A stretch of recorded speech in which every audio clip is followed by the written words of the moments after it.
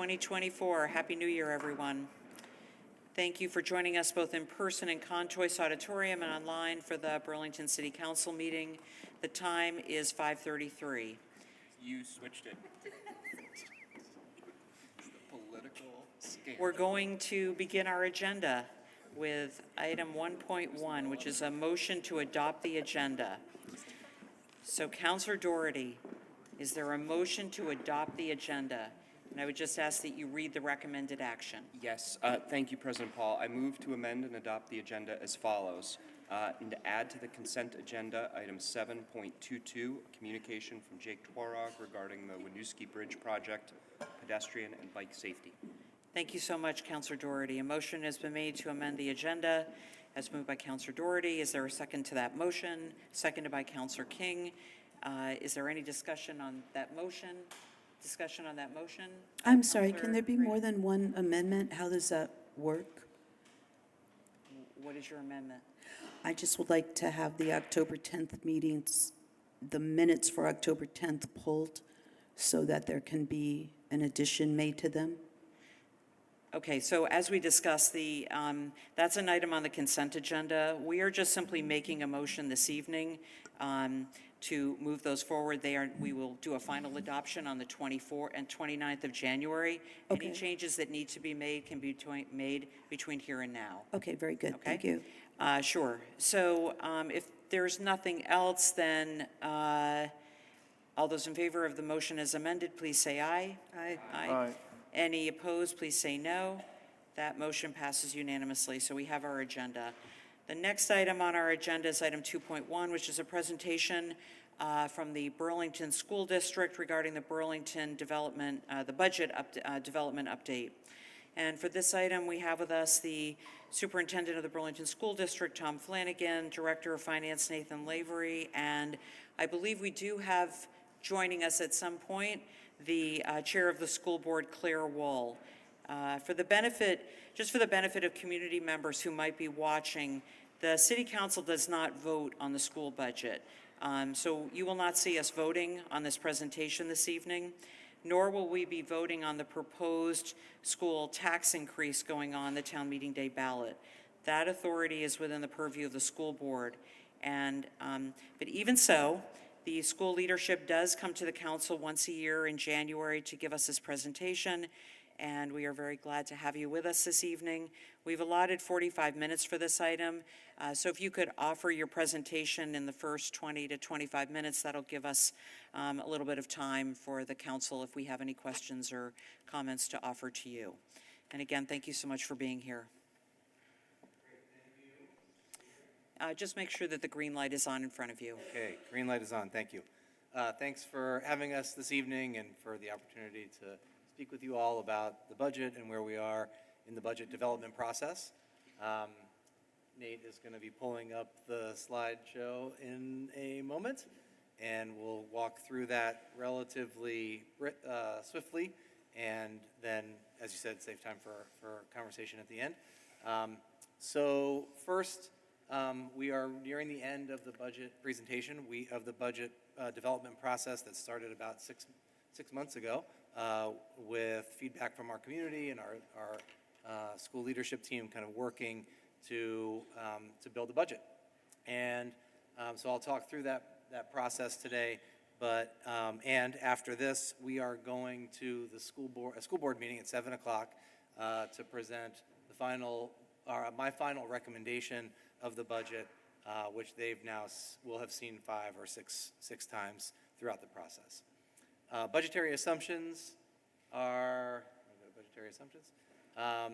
the big picture wages and benefits. Most bargaining agreements are settled in the range of 5% increases. We moved to statewide bargaining in healthcare, and health insurance premiums are estimated to increase by 16.4%. And the BHS BTC bonding is also really hitting for the first year. And so we have $9.5 billion increase in debt service due to bonding. We did estimate borrowing at $100 million last year for this upcoming fiscal year, but we've borrowed $130 million due to the bonding schedule, so we're a bit ahead of schedule on bonding, which will impact some of the numbers you'll see today. We projected a 9.5% tax impact based on the $100 million projection, but because we borrowed more this year, the tax impact is more in the range of 10 to 11%. We'll get into more detail there. Overall, if you look at enrollment history for the Burlington School District, we've seen a decline in enrollment over the past 10 to 12 years. And over the past couple of years, we've seen some modest declines in enrollment. We still have 11 schools across 11 different sites at this time, or 12 different sites at this time. But enrollment drives our core staffing. So I'll talk a little bit about the equitable budgeting model and how it relates to enrollment. And so the equitable budgeting model we developed 3 years ago. This is a model that developed a core staffing model for each school based on research-based best practices in school funding, and also with input from the community, and with understanding sort of where we were as a district as well. And so this model is in its third year, and we sort of explain what the model looks like. If you're following along on your computers, we're moving to slide 8. And this shows the core staffing model, which again is that the biggest chunk of funding. That's an enrollment-based staffing model that gives a core allocation based on the numbers of students for teachers, for school counselors, for principals, and other staff that support our schools. Non-personnel funds are those funds that help schools support their day-to-day operations, and that is also based on school size. And then in addition to that, we have a RISE allocation, which is an equity-based allocation that provides additional funding on a weighted student formula model, which is the model that we actually just moved to as statewide, and that is the RISE allocation. School advisory groups make the decisions about what they include in their RISE allocations with a school advisory group that includes parents, families and teachers, and students, hopefully, in many cases, in that process.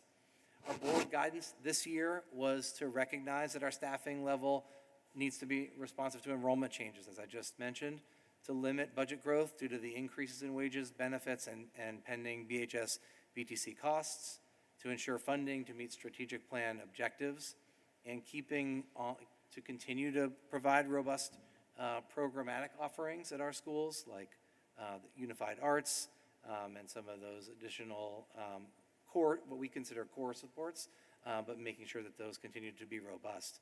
And then we also received a benefit from the change in the weighted pupil. So our school board advocated with a number of other school boards this over the past couple of years to get a change in legislation that would fund schools based on a more equitable funding model that better captured the needs in districts where there are students who are learning English, and students who are secondary students, and students who qualify for free and reduced lunch. So we needed to make sure that some of the investments we were making were connected directly to that work. With that, I'm going to pass it over to Nate to talk through the details of the bonding and sort of where we are now. Yeah, so as Tom mentioned, a big piece of the guidance was around being sensitive to the fact that we were entering the first year where we really have to start making payments toward the debt that we've taken on to build the new high school. And so as the slide mentions, we have taken on about $130 million of that total $165 million authorization. That's a little ahead of schedule in terms of our borrowing, although we started it later. You know, we kind of started borrowing later, and then we borrowed a bigger chunk in order to give us a little more runway because of the timing of when bonding may next occur. We want to make sure we had enough money. And we're still, of course, hopeful of not actually needing to use the full $165 million authorization when all the dust settles. results in a pretty significant tax increase. This slide still shows 11% impact. It's actually, the good news is down at about 10% based on our latest estimates. But the reality is that's a big number for the community, and it's in line roughly with where we projected to be, which at this point was around 9.5% on $100 million of borrowing. So we're a little ahead of that pace, in part based on interest rates and in part based on the fact that we simply borrowed more to date. But we did illustrate here that if we were to borrow the balance, the 35 million to get up to 165 total, we would still have a little less than 3% projected tax rate increase to come. And that is likely to happen over the next couple of years. And then something that was completely new this year was the law that changed that resulted in a much more favorable approach to counting pupils and weighing them, a way that's based now on actual research, and the result of that is hugely beneficial to our community. But as part of that legislature, there was also a cap put in place on the rate of tax rate increases that was originally intended to provide a little bit of a smooth landing, if you will, to communities that were going to experience increases based on the change in pupil weighting. But because of a confluence of state events, that cap is actually becoming relevant to many, many districts across the state, including our own. In our case in particular, because of the money that we're spending on the new high school debt. So that cap has a couple features, and the major one that's relevant to us is that it caps the increase in equalized tax rate to 5%.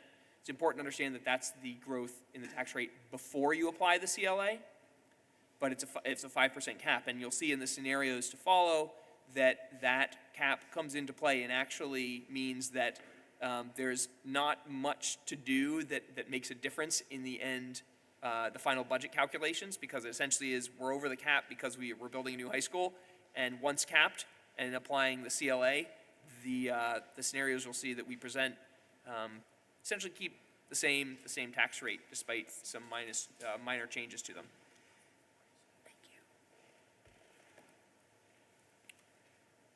The CLA is a surprisingly large driver in the actual tax rate that we are projecting this year.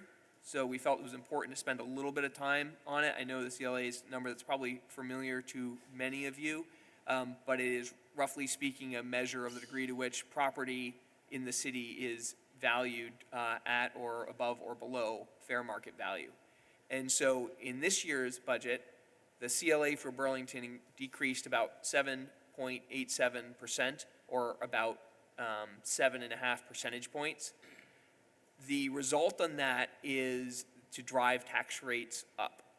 So even though we're talking about a scenario where the equalized tax rate is capped at 5%, the actual tax rates that you'll see are well above that because the CLA pushes them up. That's I think an important message because it's not a factor that has anything obviously to do with school spending choices. It doesn't even have anything to do with schools at all. It's really just a reflection of the appreciation in property values in the city. And we should add, it's been a theme across Chittenden County. Virtually every other town, with a couple exceptions who just reappraised, but virtually every other town is experiencing this same phenomenon. In fact, Burlington's rate of decrease is somewhat less than some of our neighbors, meaning they're being hit even harder by the CLA impact in terms of seeing their tax rates increase significantly.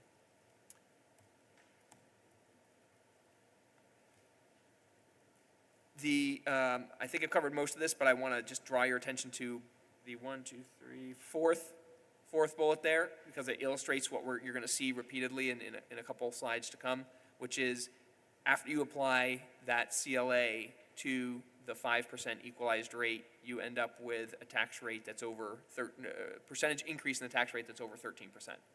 And so you'll see that even kind of some modest and even some significant changes in spending won't change that. And that's to follow, and that's the important message there. So we had been, as I mentioned earlier, been working on budget development and going through our budget development timeline. When on January 2nd, we received the CLAs. here and across the region and state, as Nate was mentioning. Before the CLA, we were at a between 6 and 8% tax increase, depending on some decisions in our proposal. But that changed when we received the CLA on January 2nd. So that led us to create a number of different scenarios to present to the school board so that they were able to see the impact of the CLA, but also just general impact of changes that we would make to our proposed budget. So we spent time developing the first scenario, which is that scenario 1. I won't go through these all in great detail, but you can see in scenario 1, we made some operational investments that are pretty locked in. We don't have a lot of choices here. Wages and benefits, operating, bonding, leases, downtown BHS, and then some programmatic investments. And we worked to offset many of those programmatic investments with reductions that were aligned to our staffing model and sort of that enrollment-based core staffing model. Some of these reductions here, schools will decide to pick up in their RISE funding. The guidance position at Hunt Middle School is one example where both middle schools are allocated 1.5 school counselors based on a 250-to-1 recommendation for school counselor to student from the National School Counselor Association. And so we allocate 1.5 to each middle school. Hunt historically had an extra 0.5 there. And so they'll be picking that up in their RISE, but you see it here in the reductions because it's a reduction in the core staffing. And the RISE is picked up elsewhere in our budget model. You can see what scenario 1 does to the tax rate, so the actual tax rate, including the cap, and this is after the CLA, is 13.97 on that initial recommendation. We understand, though, that the 13.97 is a big number, and we understand, even though the bonding was coming, and we knew it was coming, that it is significantly higher than we thought it would be. And so we worked some scenarios to get that number down. And what we learned is that by scaling those numbers down in a way that doesn't significantly impact staffing, that you still end up at that same 13.97% tax increase. So what I've recommended to the board at this point is scenario 2. Scenario 2 includes those operational investments, includes some programmatic investments, but lines out some of the programmatic investments so that it more closely aligns with the reductions. And you can see, even in scenario 2, the capped tax rate is the same. We still think that the cap is in Act 127 is to continue until fiscal year 29. So there is an off-ramp kind of timeline here. And some of what is happening for us and other districts is that the $26 million that we received in the American Rescue Plan funds is going away, so there's some sort of off-boarding there as well. So this is the scenario that I'm presenting to the board as my recommendation. They saw it last week, and they'll see it again today and take action on that today. But ultimately, it'll be their decision about this budget. The third scenario, quickly, reduces all the programmatic investments that we decided that I kept in scenario 2. If you look at slide 20, the summary of scenario 3, that's still a 13.97% impact. And so you see what the cap is doing to the tax increases on our budget this year. Scenario 4 is to illustrate what we would need to do to get below 10%. This scenario gets us to 8%, and with 8%, you'll notice at the bottom of that reduction slide is a reduction of 50 full-time employees, essentially 50 teacher positions, which is not something that is tenable in our school district and not something that I'm recommending. Scenario 5 goes even further. You can see to get down to 5%, what that would entail. And again, I'm not recommending those two scenarios. Overall, slide 26, you can see the overall sort of makeup of the increases in the budget recommendation. You can see in red there, 3D red, you see the impact of bonding, which is hard to see that lettering, I'm sorry about that.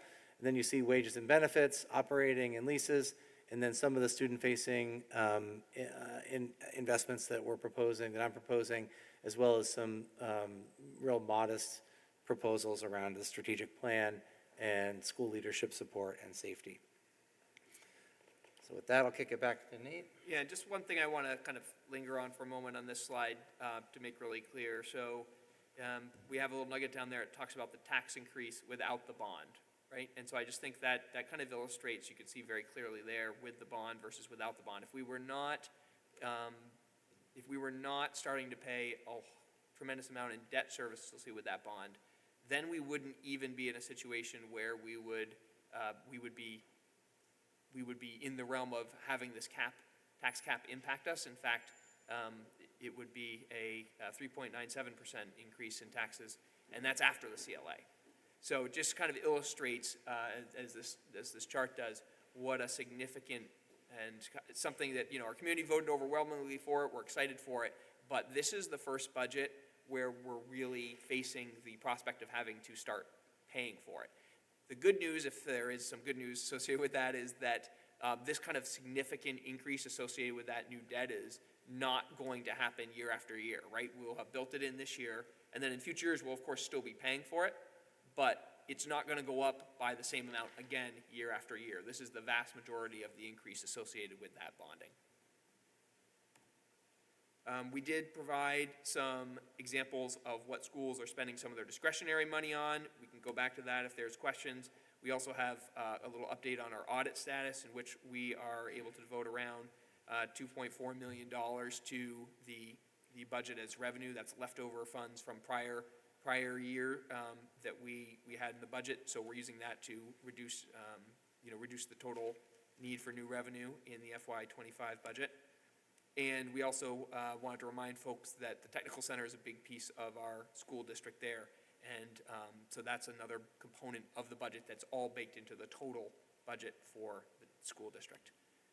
On tax rates, here, the most important thing to understand again is, one, that long-term weighted ADM number that replaced equalized pupils in the law. And really, that's where this whole discussion of the new pupil weights comes in.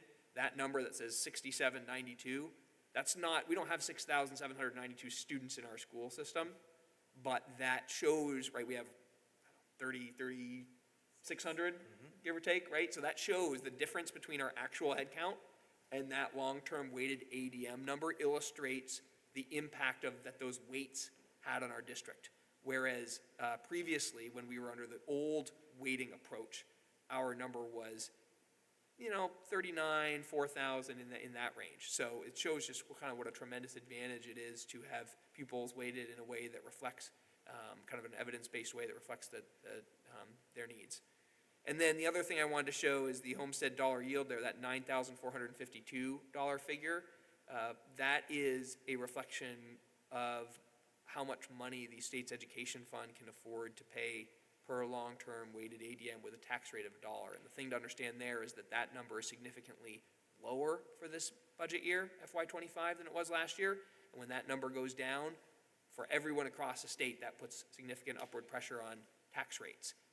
So there's a lot of financial headwinds, if you will, coming into this budget season that are present outside of school spending decisions. And then when you add in, obviously, the bond on top of that, you see that there's major challenges in terms of the total costs.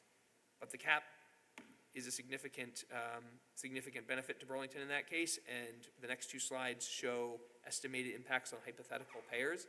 One is, the first slide is property tax payers.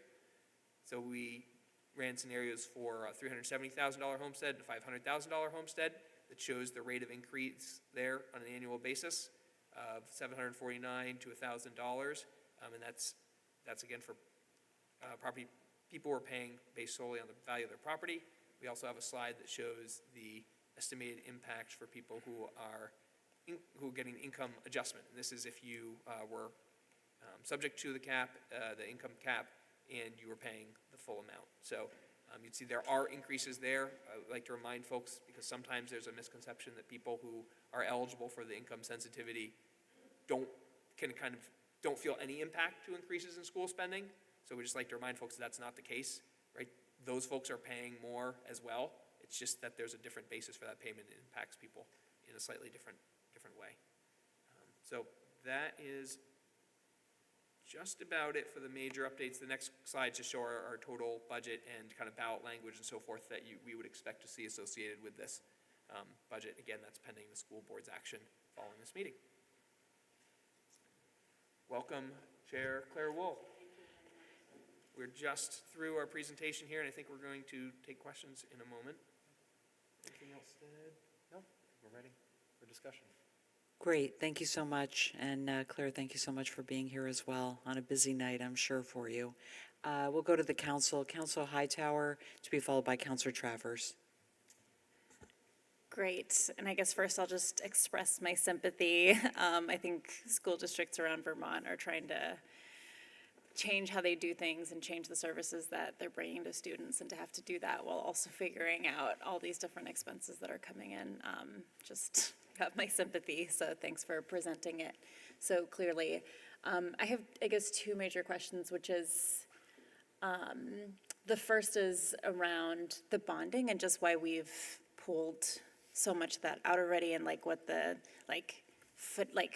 that just seems like we're prepaying a lot of people or have, so just some questions around like why so much of that has already been pulled out, and I assume that has interest implications for us. Yeah, so good question. Let me clarify. We've, the city, on behalf of the school district, issued the bonds, received the money, and then passed it on to us. We have that money in our bank account. We actually haven't spent nearly anywhere near all of that money. So we haven't spent it, and we're not prepaying anything.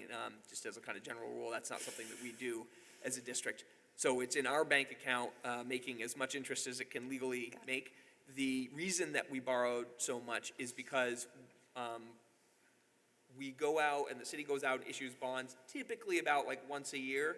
And so we knew that the money that we were borrowing at that time was used to essentially pay for both expenses that had already been incurred and paid, and that we could use that bond proceed to get reimbursement for pursuant to resolution passed by the council. And then it also had to last us through an entire year, approximately, of project spending. And we estimated potentially a few more months, because this year the city borrowed a little earlier in the fiscal year than always happens. So we wanted to make sure that, like, give the city the flexibility. You can go out time when your team determines that it's most fiscally prudent, and we didn't want to be in a situation where we said, like, no, you've got to go now because we're running out of money. So that's why we have a little more of it on hand right now than we kind of had originally projected. But also part of it's because some of the project costs have shown up a little earlier in the project, particularly around some of the demolition and abatement costs. Okay. Great, that makes a lot of sense to me. Thanks for that explanation. And then the second question that I had, and sorry if this was in your presentation, I just missed it, which is, you obviously have a recommended, but you showed us several scenarios. And so can you just kind of walk through was that solely like kind of your, like how, like what public input is going into informing the scenarios, or what process has that undergone from that side?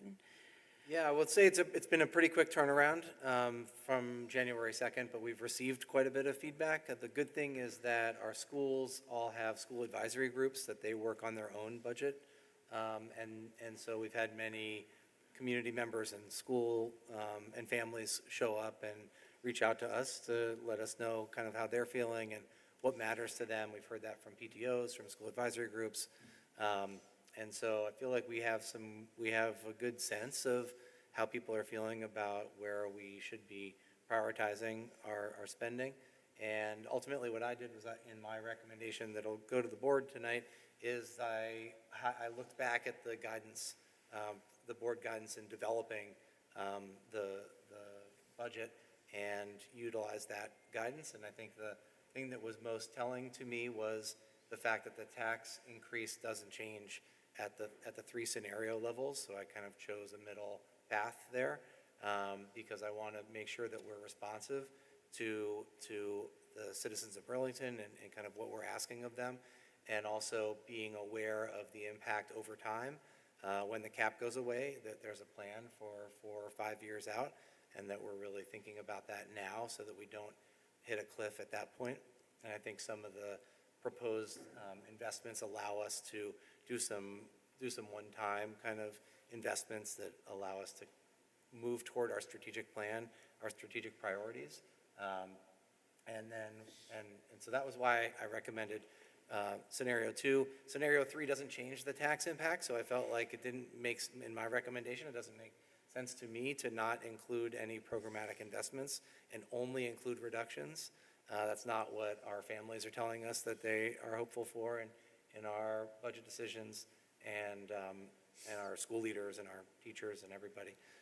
So being responsive to that, and then I think really the scenarios 4 and 5 illustrate the deep impact that getting below 10% would have, that it would result in massive destabilizing reductions that we I don't think should do as a school district at this time. I do think we need to be thinking long-term, again, 5, 10 years out. If the enrollment continues to go the direction that it's going, which I hope it doesn't, and I think we see some signs of the possibility of that rebounding, we will need to make some harder decisions down the line. Thanks so much. Thank you very much, Councilor Hightower. We'll go to Councilor Travers next. Thanks, President Paul, and thank you very much for your presentation this evening and for all the work that you put in. As always, I know that this has likely been difficult work in planning for the FY25 budget. I have a couple sets of questions, one with respect to some of the comments in your presentation with respect to the kind of FTE cuts that you would need to make in order to really even come below the cap that you've discussed here. And then the second is with respect to this, what I consider to be sort of very cryptic common level appraisal that I think is probably very difficult for everyone in our community to understand. First, with respect to FTEs, in a couple of the scenarios that you've discussed here, I mean, there's one scenario, for example, that's saying that in order for us to really come below that cap and meaningfully decrease the education tax from what you've put forward in scenario 2, that you would have to cut up to 50 FTEs, is that correct? And then even with that we would still be looking at a tax increase of 8% because of the common level appraisal and because of the bonding, is that correct? That's correct. Okay. And you've mentioned that you have some core sort of staffing models and staffing ratios that you set forth in your school. Have you even mapped out what that would look like for our schools if you had to cut something like 50 FTEs from your budget? We have definitely thought about what that would look like, and that's why I'm not recommending that scenario here. We need to be prepared if in the worst case scenario, but when we do map that out, it is very disruptive. Okay. I'm assuming it would be pretty far below what your core staffing model ratios call for? Absolutely. Yes. Okay. Yep. And it would cause disruption across schools too, because it would mean looking at our school choice models, right, where families have choice about where they prefer to go to school, and our overall ratios. I mean, it would have a really destabilizing effect. Okay. Then in terms of the common level of appraisal, so my understanding here is that the state is conducting a calculation as to how fair market value here in Burlington compares to our current grand list appraised value. Is that correct? Yep. Okay. And then sort of we start with a baseline tax increase of how far our common level appraisal has come down as compared to last year. Is that right? Close. It's one way to think about it. I mean, the way I tend to think about it is more that the common level of appraisal is the tool that the state uses to make sure that every school district in the state is being treated fairly, because under Vermont's education finance system, our funding system is essentially a statewide grant list. But the state doesn't come through and individually do assessments in every community. they rely on the data provided by each of those communities, but they know that if a community hasn't done one recently, or if there's been a significant appreciation in that community for some reason, that those assessed values for tax purposes won't reflect fair market value. And if they don't reflect fair market value, you can imagine a situation where a community essentially lets that number depart enormously from fair market value, right, in order to try to avoid paying their fair share to the ed fund. So this common level appraisal is doing what it was designed to do, and it's a kind of a fairness tool to ensure that taxpayers across the state who live in homes that have the same fair market value are being taxed on that fair market value. Okay. And so Nathan, you've been doing this for some time. Can you speak a little bit more as to sort of what your experience has been in past years as to what that baseline CLA has been in terms of the district budget? Yeah, so I'm just going to look at some of my numbers right now, but the typical, I don't know if I'd say the typical change, but because I haven't looked at what kind of averages are over time. But we've seen situations in the past where that number has decreased by 2, 3, 4% for sure, 5% probably.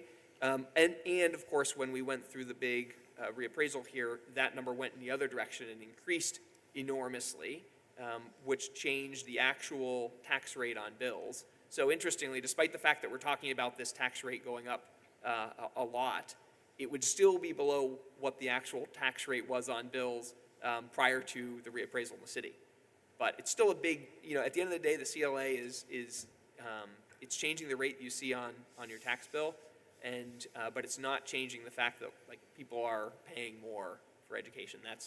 That's happening for a number of factors, but it is safe to say that even in kind of typical years, it hasn't had as big of an impact as it's having this year. Okay. And you spoke to some surprise with respect to the number. I share that surprise. Beyond just the sticker price associated with it, had you received any sort of notice or heads up from the state as they were going through this process that we could anticipate a number along these lines, or was it not really until we received this January 3rd letter that you all fully understood what the full amount of that would be? Right. Yeah, that's correct. We don't get any kind of warning about what it will be or anything of that nature. We just wait until the Property Valuation and Review Division of the Tax Department provides those numbers to all the communities across the state. I did ask the city assessor just for kind of an opinion on it. Did that make sense? Kind of at first blush, and in his view, he said it did, based on kind of the appreciation in property values that has happened in the county for the past few years. So he was not taken aback by the degree to which the CLA declined, based on kind of his understanding of the real estate market. Okay. I would just add to that, we have reached out. Our first question was, because there have been some errors that have come through, and so our first question was whether or not it was accurate, and we shared that concern with many other superintendents in the area. We did reach out to the legislature to check in on that, and the Vermont Superintendents Association, and so that was one of the first things that they were going to look into, but it doesn't appear that it's inaccurate. Okay.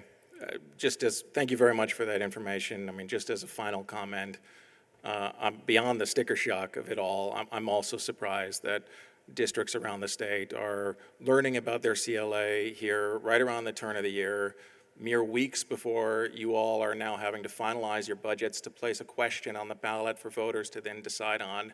From my perspective, it's further evidence that our state education funding model is deeply, deeply broken.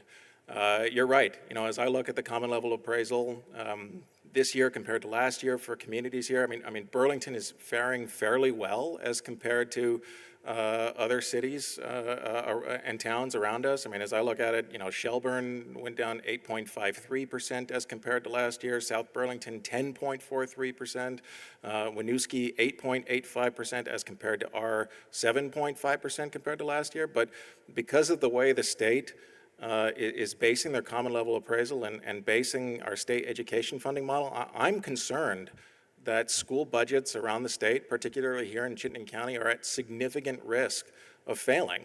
and that our kids are therefore at risk of the consequences if those budgets are failing. So I really think that as a council and here as a city and as a community, that we need to be doing more to call on our friends here in Montpelier to fix this system, because from my perspective, this is unacceptable, that you're starting with a baseline here of a CLA for you to work with and continue to serve our kids in our community. So I appreciate all the work you've done and look forward to this council doing more to fix what I see as a broken system. Thank you. Thanks, Councilor Travers. We'll go to Councilor Barlow and then to Councilor Bergman. Thank you, President Paul. Councilor Travers asked a couple of my questions, and I concur with his comments on the education funding model and how difficult the situation it puts you in so late in the budget development process. Two questions that I have is, and you may have mentioned it in your presentation, but do you have any kind of anecdotal information about what other neighboring districts, what kinds of challenges they're having? And is it similar to what Burlington's having right now? Yeah, we do. We have, I've met with the regional superintendents and talked to some superintendents even further away who are all experiencing the same thing. Councilor Travers mentioned the numbers, so we're actually at the lower end of the decrease in the region, and some districts that have bigger, where the CLA is impacting them more negatively, are also not benefiting from the weighted pupil. So there are some districts out there, close neighbors to ours, who are really struggling and have higher tax increase proposals than we do. Thanks. And the last question I have, and it's not directly related to your budget, but it's directly related to city operations, I guess, is when the common level of appraisal is at 87.83, are we getting, or have we already triggered, like, the level at which a citywide reappraisal is necessary? So it's a good question, and I would say that ultimately, the answer is no, but also the law has changed around there, and your city teams put together a great brief on that, which they shared with me, which is helpful for me to understand the change in law that's going to require it reappraisals under different standards, including the dispersal, which is a different metric of equity in the CLA calculation, and it looks like. As I understood it, and I'll make sure I get this right, but I think, and under no circumstances, probably any longer than 6 years, I want to say. So it's going to happen a lot more often everywhere in the state, not just in Burlington. Okay, thank you. Thanks, Councilor Barlow. We'll go to Councilor Bergman and then Councilor Carpenter. Thank you. And excuse me, I want to echo what others have said about my appreciation for the work that you're doing. I do not envy you in being in that position and trying to work through these numbers. And I absolutely agree with your decision not to slash the workforce. Such austerity will put the school district in a death cycle. It does nothing for anybody. So there's got to be alternative solutions. You mentioned that there were signs of a rebound in enrollment, and I'm wondering if you could speak to that, particularly the trends in the lowest grades, the K through 2, which is where I would think that that's where things would be picking up. Yeah, I think that one of the things that we've done recently is brought pre-K into each of our elementary schools. You're not seeing that. They don't get the full per pupil, but there's a lot of demand for our pre-K and for our early childhood classes. I think the more we can build our pre-K and early childhood programming, the more desirable we come. I see housing going up. We have a new high school being built, right? I think it's a place where that is a desirable place to live. And so I'm optimistic looking at the pre-K numbers and our pre-K programming and our elementary schools in general. We do have some elementary schools who are in high demand, and we have some that are not as in demand as others, and so we need to really understand that better, and that's part of the long-term planning that we're going to need to do if enrollment trends continue the way they are. Okay, thank you. In terms of the impact on residents, I would just request that you consider more illustrations. Having the average, most people don't have the average home, and it'd be helpful. And in that regard, the relationship between income sensitivity and the value of houses is now, I think, reaching a critical point in the city with a $400,000 cap. And it would be helpful for you to be explaining to people what that is going to mean to them. I would also hope that you're working as hard as ever to try to get that cap lifted through the legislature or something, because it defeats the purpose of income sensitivity when you've got this great inflation on home prices that people have absolutely no control over, and their incomes are not rising. And so we're getting hit wicked by that, and everything that we all can do and everything that you can do as school officials, I think, will be helpful. At least it won't hurt. I don't know if we'll be successful, but we will surely be unsuccessful if we are quiet about that. And I've been raising that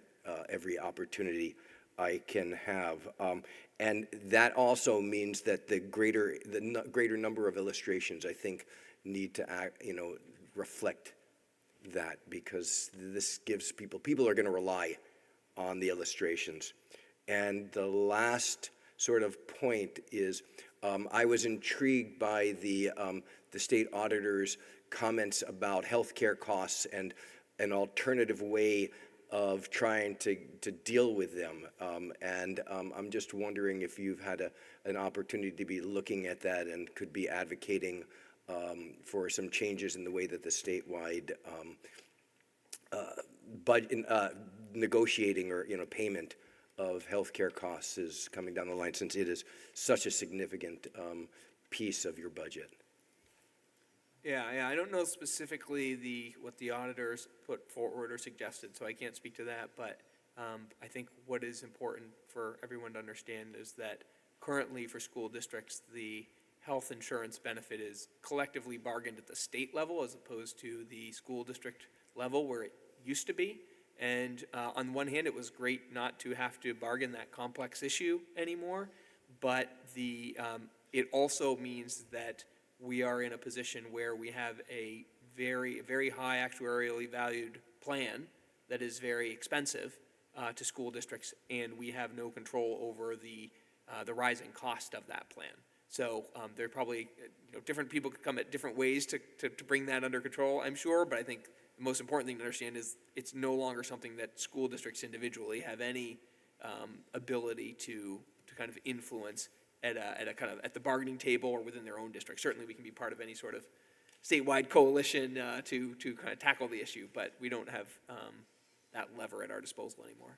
I appreciate that. I would say that, like the weighting of pupils, that we do have a big impact, and so I'd encourage you to look at that and to be working with a bunch of other people to see if we can get a hold on it, because there's got to be a better way of doing that business. So thank you.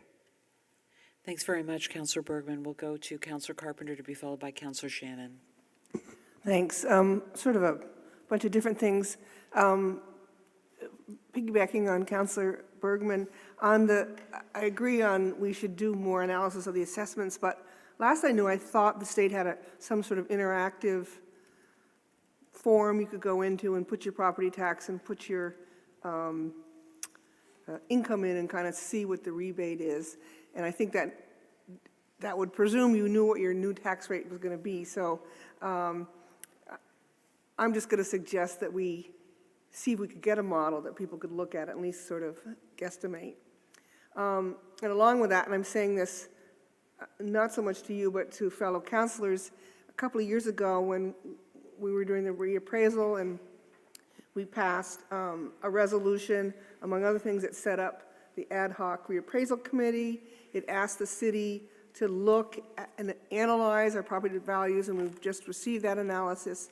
But I think an area we're deficit in is how do you match property values to the circuit breaker incomes? The conversation you're talking about, Councilor Bergman, around the 400,000 and the 50,000 and the 90,000. And so I think we, the city, and we should revisit that, because I think we're going to have to build our own case, and I think we need more analysis with that. My other observation was in your chart, the bar chart there, where you have your funding, the personnel, non-personnel, and the RISE stuff. In reading the RISE allocations, it seems primarily personnel, and a suggestion is that you label that with a better explanation. It sort of looks like RISE sits on top, and I can envision some people saying, well, just get rid of that RISE thing. And so make sure people understand that that is personnel. It's just varied personnel. And then in that same bar chart, you might want to add in your debt service, just because I'm sure that's in the non-personnel side, but I think if they can see that relative and understand that there's not a lot of wiggle room, particularly if you really cannot get rid of the RISE factor. Thanks.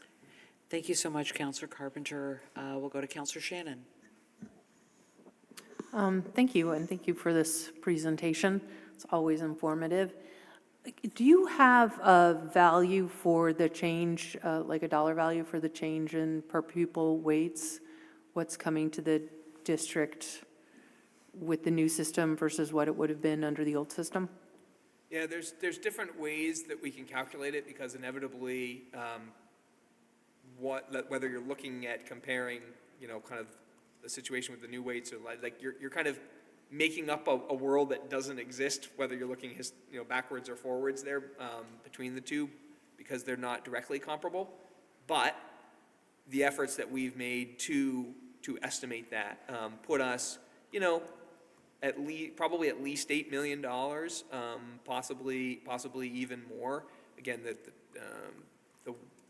the thing that gets confusing for people a lot of times is that the state system doesn't actually provide us with a set amount of spending per pupil or something like that. So we can't say like we got more money because of this. Like we get however much money we ask for from the education fund.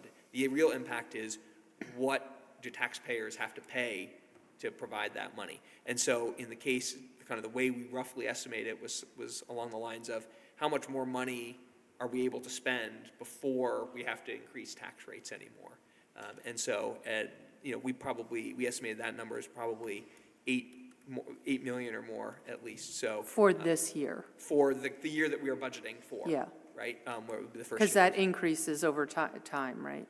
It won't inherently, the increase will stay. Essentially, the new weights are in place, and so we will have, to the extent that our demographics don't change significantly, we will continue to have significantly more long-term weighted average daily members of our district than we had in equalized pupils, and so we'll continue to kind of get the tax advantage that presents. But if enrollment, for example, decreases, we're going to have a lower count, right? And if enrollment increases, we're going to have a higher count. And that's one of those numbers. When it goes up, it's going to help reduce the tax rate for any given level of spending and vice versa. So we still have an incentive to, make the investments that we need to attract families to our community and enroll students.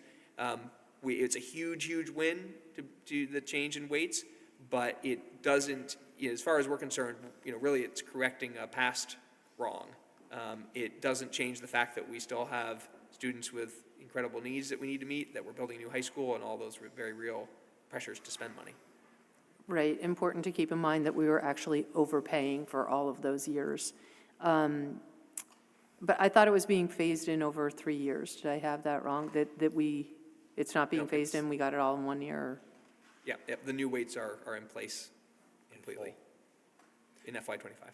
But I think there's a big risk there, particularly as the CLA news is impacting different areas or different districts around ours, that people will begin looking at the weights, right, and going after Act 125, weights included.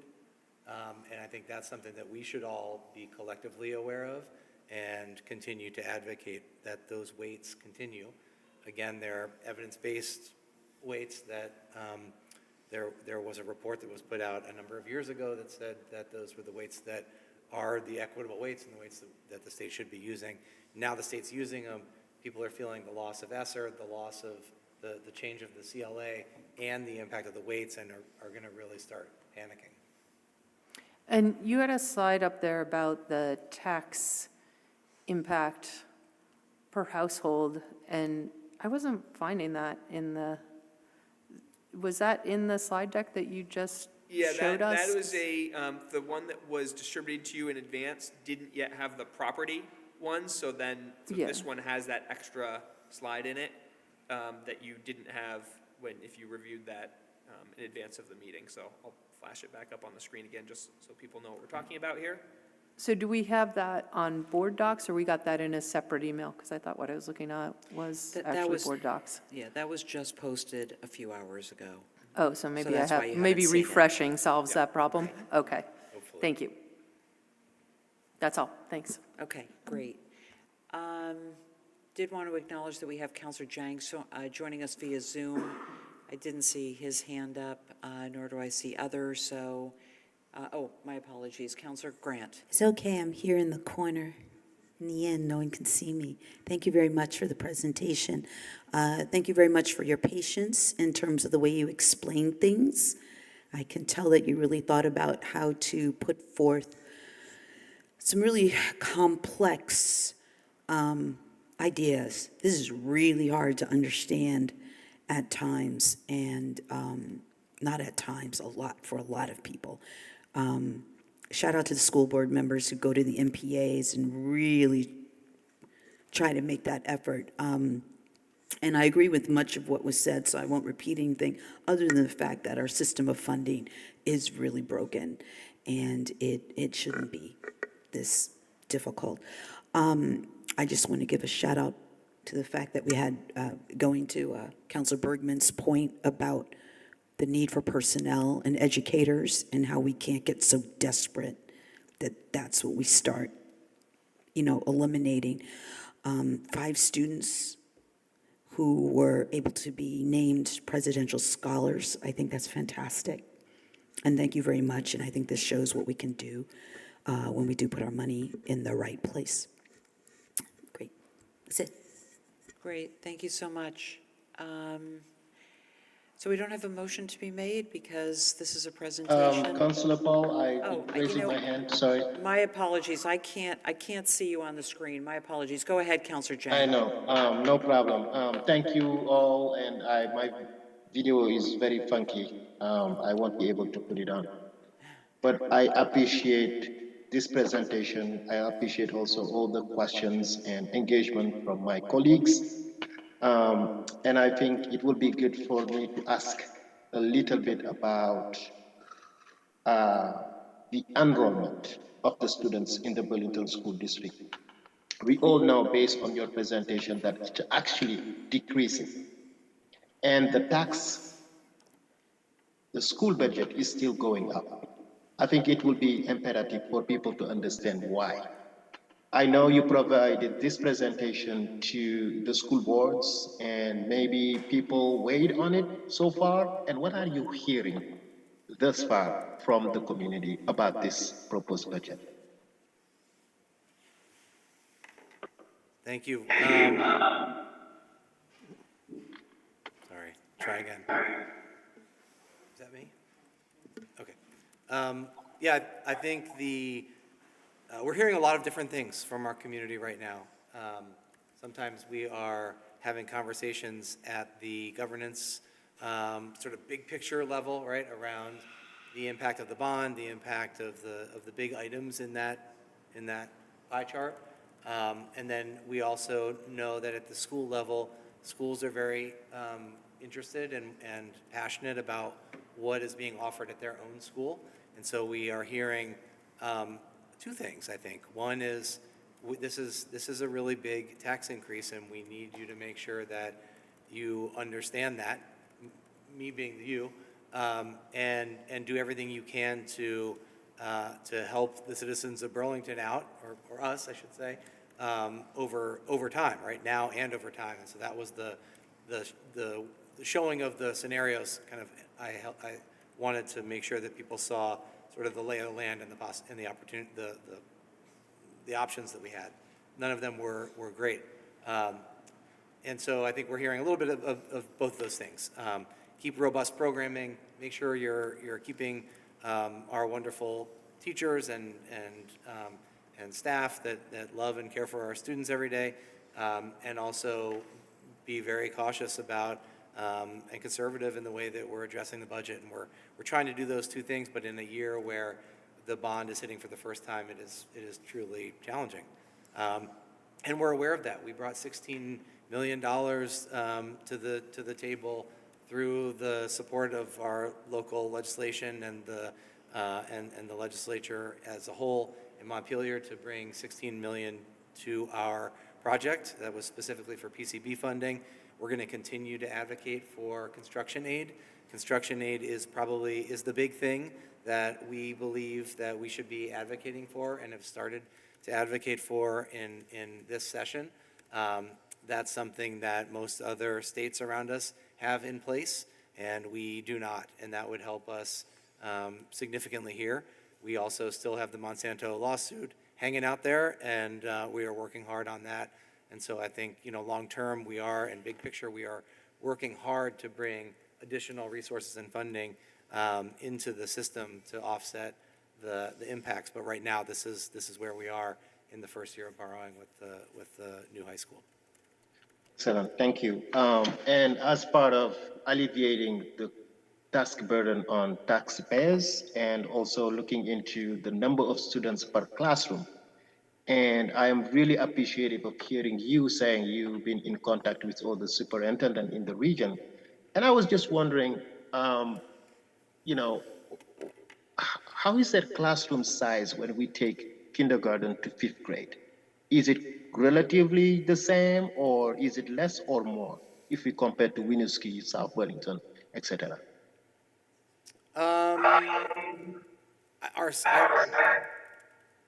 Our class sizes, our ratios in the state are relatively low compared to the rest of the country. There are a number of states, many of them in New England, who have lower student-to-teacher ratios than many other parts of the country. And I would say ours is compatible. We are in line with many other districts. There are some districts right now that are experiencing significant population growth, and so their overall ratios may be higher. And we haven't looked at it district to district, but generally speaking, we're sort of in line with the state. And this is a question for Director Nate, and I believe that at least you've been there for 10 years preparing school budgets. And as long as I can remember, there were one that was rejected by the voters, right? And there was a plan B. I suspect that this is going to be the same exact thing, and was just wondering what would be the plan B when this is rejected by the voters. Well, I would say we haven't developed any sort of major plan B, and we don't think it'll be rejected by voters. Ultimately, I think our challenge and our focus is to convey why the rate is what it is, and to be really clear about the fact that part of it is being driven by a decision that we collectively and overwhelmingly made as a community to invest in our new high school, and another portion of it has absolutely no relation to any school spending decision whatsoever. So I think the more people that can hear that message clearly, I think then the more voters will potentially have the confidence that this is a responsible budget. Having said that, I think as we went through the presentation, we illustrated we do kind of scenario planning. And so, if we had to go back and create additional scenarios in response to a vote on town meeting day, then we're prepared to do that. Wonderful. Thank you again for your presentation.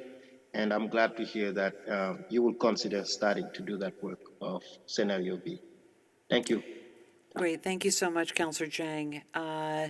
Thank you as well. We know that you have a meeting coming up. Thank you for your time, for your commitment to and your work in educating our children and building our community for us. We also appreciate, again, that you've accommodated your schedule. It doesn't happen very often that school board meetings and council meetings are on the same night, but for it not the holiday yesterday, we would be here last night. So we appreciate very much your accommodating us and coming before your school board meeting this evening. Hope you enjoy your evening. And Chair, well, if you wanted to say anything? Thank you, President Paul. I would like to speak. We are passionate about our school district, the 12 board members that serve Burlington, as you are passionate about the city of Burlington. We thank the citizens of Burlington for 72% of the citizens of Burlington voted to support our bond. Unfortunately, we are the only school district in the state that had a school closed for good going on 5 years now. Our school budget has absorbed the rental cost, the leasing cost of all those additional spaces that we have to use to provide a right for students and the citizens of Burlington to attend public school. This is an incredibly challenging budget. To know that we are the only school district in the state that has to absorb $9 million, not just this year, but in future years, expenses to build our one and only high school and our regional tech center is incredibly troubling. But we need the citizens of Burlington, and we need City Council, and we need everyone to understand the reason for this tax increase. We would be at 3.97%. We would be a shining star in all the other districts because not only did your school board take on the responsibility of challenging the weighted system, over the history of the state that had no empirical data, that no one could stand by, and passed a law, Act 127, that righted fairly how we contribute, what it costs to educate students. So for the first time ever, I want to celebrate that the weighted pupil is accurate for the citizens of Burlington. With Winooski, we are one of the most diverse public school districts as a refugee resettlement city. Finally, not only is it just to our favor, it is right. That was done by volunteers on school boards to change the law with the support of our legislator and you. At this time, we appreciate that acknowledgement in our budget. What we don't appreciate is that we had to shut our only school and relocate with costs in the millions, and now present a budget that is incredibly challenging on the shoulders of just Burlingtonians. No other school district in the state is facing such large increases due to a closed school. So I ask the citizens of Burlington, and I know I have all of your support, but we have to pass this bond because it reflects our future, which is our high school. The impact is because of our high school. And also, I know there are other variables, a 17% increase in healthcare. We are a for-profit country for healthcare. We fought for statewide bargaining to avoid double digits inflation in healthcare. We thought it would help school districts as we negotiated contracts with all of our bargaining units, our teachers. Now for a statewide bargaining healthcare percentage to be double digits for the second year, last year it was 12%, 17% increase, that is a situation that we all should tackle. So our increase in healthcare costs at 17%, the impact of having to build our high school because of state laws around PCBs, we don't want to be in a sick school, but because of that, we are the only school district that has this enormous financial burden. And I apologize to the citizens of Burlington that this tax rate is this high, but I am so optimistic because of the bond vote. You gave us the bond vote of approval to borrow. It was the authority to borrow. Now we're borrowing. We have to follow through on that commitment to build our one and only high school. So thank you for your time. Thank you very much, Chair Wool. My apologies for not giving you the floor as well. So glad to hear what you had to say, and I'm sure many, if not most, if not all of us, join you in that, in supporting that. We really do need to close out that item. That's a quick question. Okay, Counselor Grant, please Thank go you. ahead. Just to clarify the amount, you said we are absorbing $9 million a year in additional expenses? This year, the bond, the authority to borrow is $9 million in our budget. The following subsequent years, we will have a percentage increase, but this year, it's, you want to give the percentage? There we go. So this kind of was illustrated in that graph, to be clear. $9.5 million of our FY25 budget increase is paying for the money that we've borrowed, beginning to repay the money we've borrowed for the construction that's ongoing. Great, thank you very much. And Claire, certainly extend our appreciation to your colleagues on the school board. Have a good evening. Thank you. Thank you again Follow up for with your any time. Emails or questions you have. Absolutely. We'll close out that item and move on to the third item on our agenda, which is 3.1, a communication from Mayor Moreau Weinberger regarding requested amendments to the land use MOU with UVM Medical Center, that's UVMMC, the City Place ARPA 2.0 amendments, that's the amended and revised development agreement 2.0, and then amendments to the development agreement with Cambrian Rise.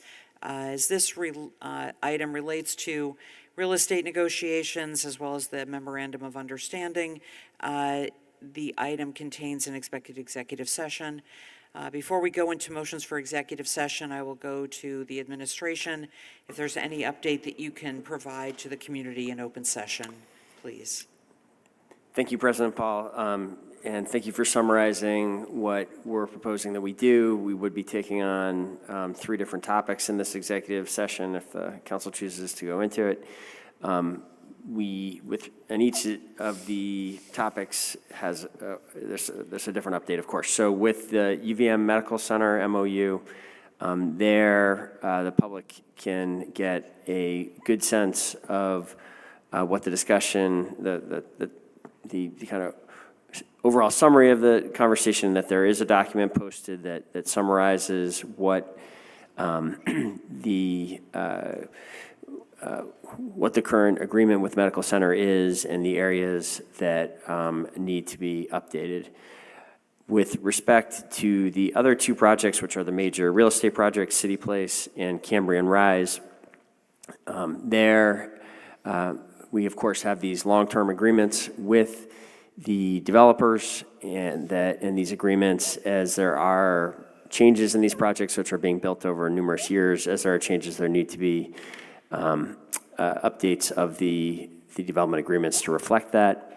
It is my anticipation that both of these potential changes will be back before the council relatively soon, depending on the outcome of tonight's discussion, and would, of course, all the changes would be posted and available to the public well in advance of any vote. No vote is anticipated on any of these executive sessions tonight. These are discussions so that to advise the administration's negotiating with the counterparties. Great, thank you so much. With that, we'll go into motions for executive session. I'll look to Councilor Doherty. If you could just read the first recommended motion, and then we'll go to a vote on that. Thanks, President Paul. I would move to find the premature general public knowledge of the city's stance on requested amendments to the development agreement with Cambrian Rise, amendments to the City Place ARPA 2.0, and amendments to the land use MOU with UVMMC would clearly place the city at substantial disadvantage because the city risks disclosing its negotiating stance prematurely. Thank you, Councilor Doherty. Is there a second to that motion? Seconded by Councilor King.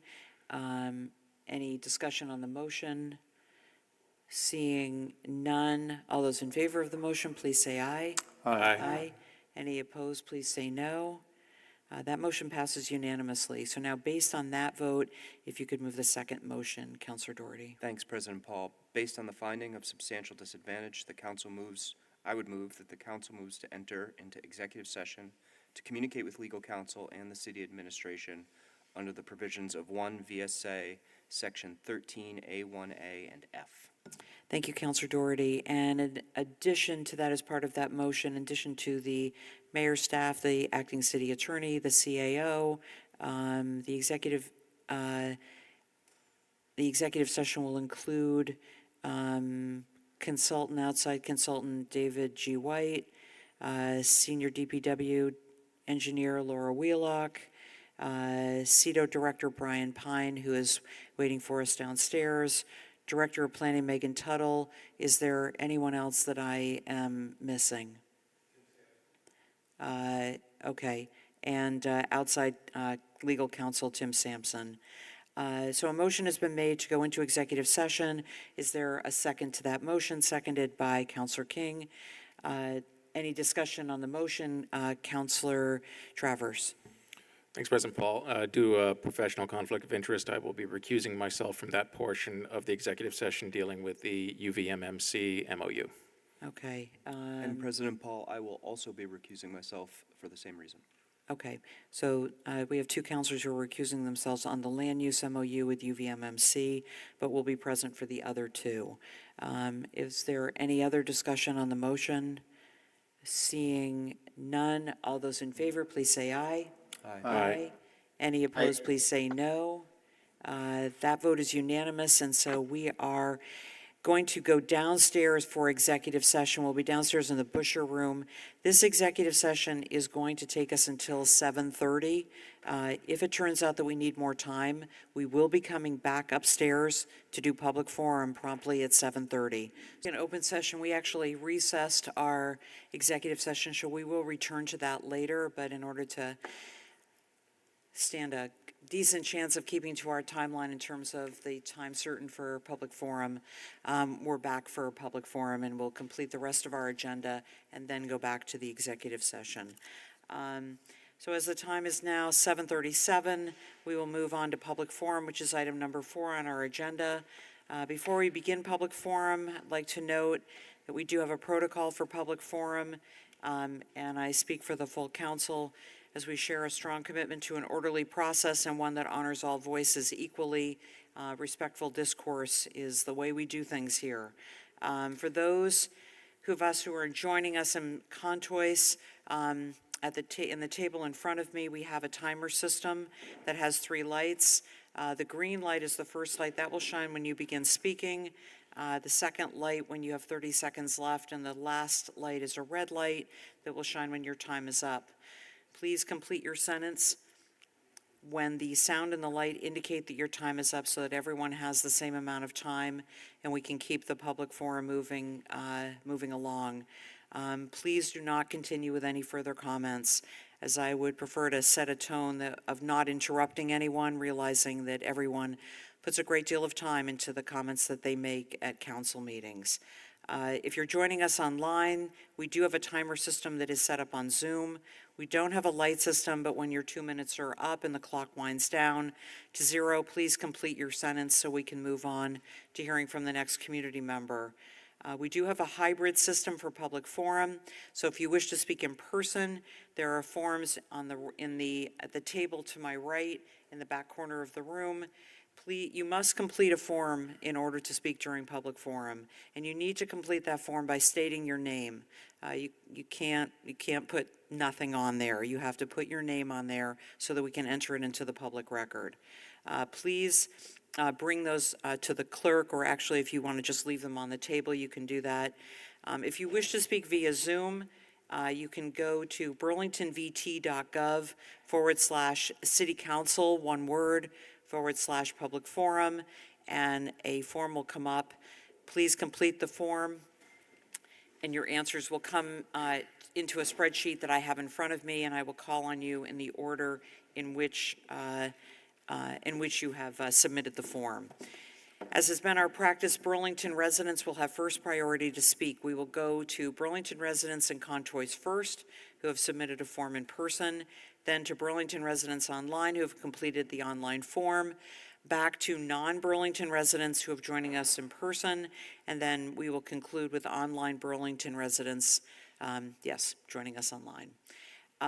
During public forum, we do ask that you please use respectful language. We would like to remind everyone here this evening and online that there are families who watch our council meetings as their connection to civic engagement.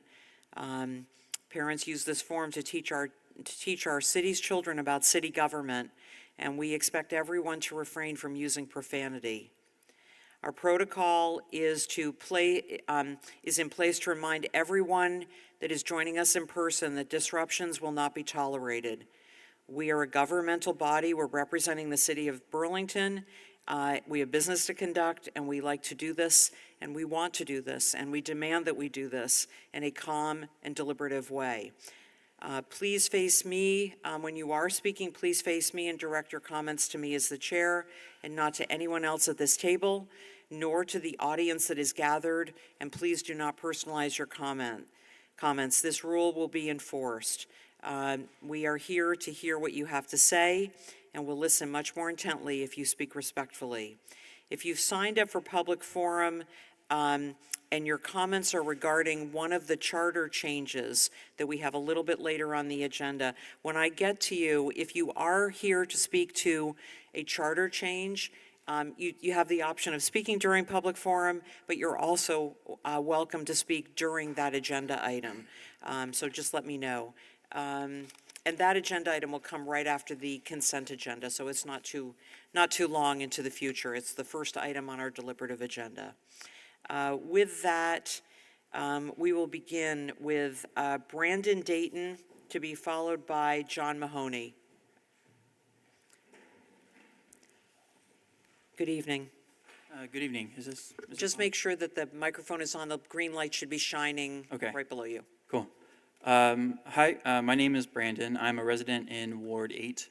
I'm a full-time staff member at UVM, and I'm represented by the UVM Staff United Union.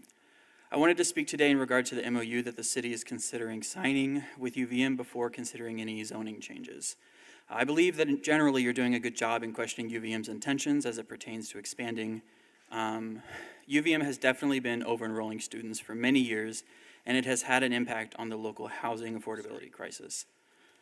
I wanted to speak today because I'm disappointed that no one on the City Council has been speaking about an aspect that I consider important in this conversation. UVM is the second largest employer in the entire state of Vermont. They have an operational budget of almost $800 million as of last year and are increasing tuition next year, so they will have an even higher operational budget. I'm disappointed because while many of you profess to care about the affordability crisis, you tend to only talk about the vacancy rate and building new homes and rental units, which I agree with, but I think your efforts should also be put into talking about the low wages that UVM pays its staff and faculty. Currently, the minimum wage at UVM is around $39,000 per year. No person making this wage can afford a one-bedroom apartment in the city without spending half their income on this. Sorry, I thought I was out of time. UVM has caused a serious housing crisis by chronically over-enrolling students and then turns around and underpays its workers. Please consider reaching out and working with labor unions on this issue, in particular UVM Staff United, United Academics, and the UVM Graduate Student Union that is currently trying to form. UVM has been a bad actor for a long time and needs to be held accountable. One person working one full-time job should be able to afford a one-bedroom apartment in the city in which they live and work. I will be considering this when I vote this coming March, and I encourage anyone asking for my vote to address the affordability crisis from both a housing stock and wage issue. It's both. Thank you. Great, thank you very much. Our next speaker is John Mahoney, to be followed by Romeo von Herman. Good evening. Good evening. My name is John Mahoney. Thank you for giving me and other citizens the opportunity to speak to you. And thank you for your service to the city. I'd like to make a few comments related to the proposed MOU with the university regarding housing. William Sloane Coffin once said, "Without courage, there are no other virtues." In the recent past, this board was given the chance to exhibit some of that courage that I think William Sloane Coffin was getting at. The majority of the board did not choose courage and voted to extend the government's contract at the airport for another 25 years. I don't know what was in the minds of those voting to acquiesce, but my sense is that people were just intimidated. Well, they're bigger than us. These are their rules. We've got to go along. I'd like to suggest that indeed you didn't have to go along. Would it have been difficult to say no to the bigger entity? Absolutely. But it also might have opened up a new conversation. There was no risk, no courage, in simply voting to go along. In the proposed MOU with the university, the council has another opportunity to show courage. I see nothing in the MOU that shows strength for the city. It completely assumes that the university will maintain its present undergraduate population of 3,000 students a year, or increase that number, and perhaps increase that number significantly. Once again, the city is dealing with an entity that is bigger than it is. Why is there no suggestion of reducing the number of enrolled students while the number of beds increases? No one would ever suggest that the overall impact of the university to the local economy is not great. It is naive, however, of anyone to ascribe any altruism to the institution. I am a proud graduate of UVM. The university cares not for the city, it cares for its self-preservation. Thank you for your time. Thank you very much. Our next speaker is Romeo von Herman, to be followed by Marty Gillies. Good evening. Good evening, Madam President, councilors, city administrative team. I didn't prepare any remarks, but just to say that Happy New Year first and foremost. Secondly, I know last year a lot of the time there were moments where issues that does not necessarily relate to our city that came up through either consent agenda or deliberative agenda. I'm hoping that this year that the council will take time to bring more subject matters that relates to the city and that all the issues that are relating to the city per se. Beyond that, I just want to say Happy New Year and thank you. Thank you so much. Our next speaker is Marty Gillies, to be followed by Colin Larson. Good evening. Hi, everyone. My name is Marty. I live on Locust Street in the South End. Just wanted to come today and express my frustration with the VTrans proposal for the Winooski Burlington Bridge. It does not include any bike lanes. That bridge will be in place for decades. When we look at 2050 and what Burlington Winooski should look like on the ground, the infrastructure that will be in place as we are allegedly hitting our carbon reduction emissions goals, I think that bridge has to have bike lanes. I would encourage you to, similar to the previous speaker, have a little bit of courage and push back on VTrans and say this design just simply isn't good enough. And you can come back to us when you have something that prioritizes cyclists, pedestrians, and gives cars, no more than their fair share of the road. Thank you. Thank you very much. Our next speaker is Colin Larson, to be followed by Jack Tiano. Good evening. Hi, my name's Colin Larson. I live in Ward 7. I just also wanted to share a bit of background on the presentation that you'll be given on the bridge project. I've been trying to engage as much as possible. They're going through a public comment phase with the design. At least that was sort of what was proposed to people. It seems like there's been a lot of meetings where a lot of citizens have said, we want less space for cars, more space for pedestrians, separation between pedestrians and cyclists. The design hasn't changed to, reflect those comments. Instead, the plan is to expand the 10.5-foot lanes to 11. National Association of City Transportation Officials, NACTO, recommends 10-foot lanes in urban areas. I think we should be talking about reducing the bridge lanes from 4 to 2. In the RAISE grant application that VTrans submitted, they characterized the north and south areas of the bridge as those of persistent poverty. And yet there are 25,000 cars that go over this bridge every day. So to me, this is environmental injustice that we're funneling more and more cars through poor sections of Burlington and Winooski. We should be reducing the number of cars going through this city, particularly when there are other car-oriented crossings over the Winooski River. And this is the only pedestrian connection between downtown Burlington and downtown Winooski. So when I've asked about reducing the number of lanes, they've said, well, if you do that, you'll back up traffic through the circulator. This is because their baseline assumption is that vehicle miles traveled will increase year over year. That's the exact opposite of what we need to be doing as a city and state. We will never hit our carbon reduction goals per VTran's own reduction strategy report of this year without significant mode shift, which cannot be done without reducing the number of lanes in our street infrastructure. So just ask some more, piercing questions here. Thank you. Thank you very much.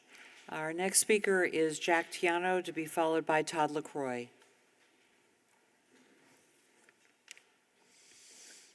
Hi, good evening. Hello. Also here to talk about the bridge. So I've also written, Jack Tiano, Ward 5. I've also written and submitted a detailed analysis of the current proposal to the public forum email, which I hope that you will all read at your leisure. I generally come to you with productive and collaborative suggestions, but tonight with only 2 minutes, I'll be clear that what I want to do is be combative and undermine the credibility of VTrans, who's leading the design of the bridge on this project. They failed on 3 counts to me: ignoring valid public feedback on the safety of the bridge, a bias toward 20th century and rural approaches to urban infrastructure, and a fundamental failure of climate action. First of all, VTrans have been wholly dismissive of public feedback on the bridge proposal as it stands. The O'Brien Community Center in Winooski was packed with folks saying that the proposed active transportation facilities are inadequate and dangerous, and yet in the 4 months since, there have been no changes made. Their presentation a week ago at the Burlington Walk Bike Council, which you're about to see, they made it clear that they do not plan to make any substantial changes to meet the concerns of the public. Second is that I believe that VTrans' operational mandate is firmly rooted in 20th century traffic planning concepts. In the RAISE grant application, they stated that their standard procedure for a piece of infrastructure like this would be 11-foot wide lanes, 5-foot wide shoulders, and 5-foot wide sidewalks, which sounds normal for a 50-mile-per-hour rural highway that VTrans normally designs, but is absolutely out of place for a multimodal bridge that connects the downtowns of the 2 densest cities of Vermont. This may explain why VTrans has been so unwilling to engage with critical feedback, because to them it is already a huge compromise in favor of active transportation, even though it is still out of place as a flagship piece of urban infrastructure. Finally, the studies that essentially designed the bridge concluded in 2019, which largely predates the modern era of climate policy at the city and state level. Transportation is the largest sector of greenhouse gas emissions in Vermont, and VTrans is responsible for eliminating them. Their carbon reduction strategy essentially banks exclusively on EVs eliminating those emissions, but at the same time projects vehicle miles traveled will continue to increase through 2050. Even worse is that their carbon reduction strategy as it stands still has a GHG reduction shortfall. Reducing VMT is within their capabilities and is almost certainly necessary. Thank you. Thank you very much. If you have a written statement, we'd be happy to have it. You can submit it, and we would post that. Okay. I sent so we could all read it. Email. I don't know. Is that where I send it to? Is public? Yeah, the easiest way to reach all of us is just simply citycouncil@burlingtonvt.gov. We'll all get it. I'll send it there too. Thank you. Thank you. Our next speaker is Todd LaCroix, to be followed by Dan Castrogano. Good evening.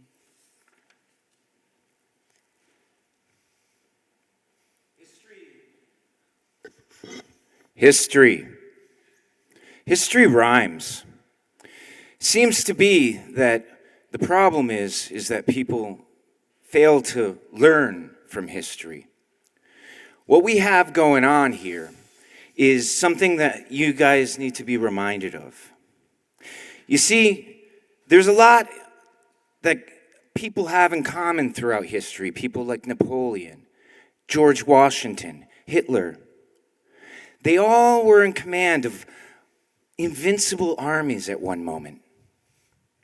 The only difference is that George Washington, unlike Napoleon and Hitler, didn't declare himself a king, an emperor, a monarch. And he is the only one who survived. You see, when Napoleon was invincible, when Hitler was invincible, he was able to do it because everybody believed they were fighting for a republic, for themselves, for their families, for their communities. overthrowing a monarchy, an emperor, a corrupt king. You see, it was when Napoleon declared himself emperor and got the stupid idea to invade Russia that he became defeatable. He was able to amass and do what was impossible because everybody else was doing it with him. But when they realized they were now fighting for another schmuck, narcissist psychopath, and that's the problem. Everybody in control. Trump, Biden, Zuckerberg, Musk, they're all narcissist psychopaths. How many of those people here in this room are narcissist psychopaths, ruining their children, wanting to be modern monarchies? Thank you so much. Kings. Thank you so much. Techno-feudalism is going to fall. Todd, your time is up. Thank you so much. Our next speaker is Dan Castrogano, to be followed by Alyssa Chen.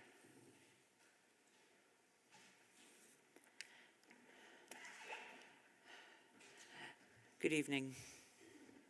Hi, City Council. My name is Dan Castrogano. I live in Ward 4. I'm here to speak about the Burlington Winooski Bridge. I just want to echo what Marty and Jack and Colin have spoken about. And just want to basically register my frustration and express my frustration with the design. We should be building a climate-forward bridge that should be the crown jewel connecting Burlington and Winooski. We should be reducing the amount of lanes we have there from 4 to 2. This body declared a climate emergency in September 2019. Cars are the biggest source of pollution. We have to shift modes, and that means changing the infrastructure. Cars are the biggest polluters in the state. And also wanted to bring up two concepts called traffic evaporation and induced demand. Right, so if we were to widen the bridge from 4 lanes to 6, that would be induced demand. So we'd have a lot more people driving because it would be faster. And traffic evaporation is the opposite of that, where you build a system where people can walk and bike over the bridge, and then the traffic goes away. People choose to shift modes, they carpool, they make a lot of other decisions. We also need, as Marty said, dedicated and physically separated bicycle infrastructure that does not compete with cars and does not compete with pedestrians.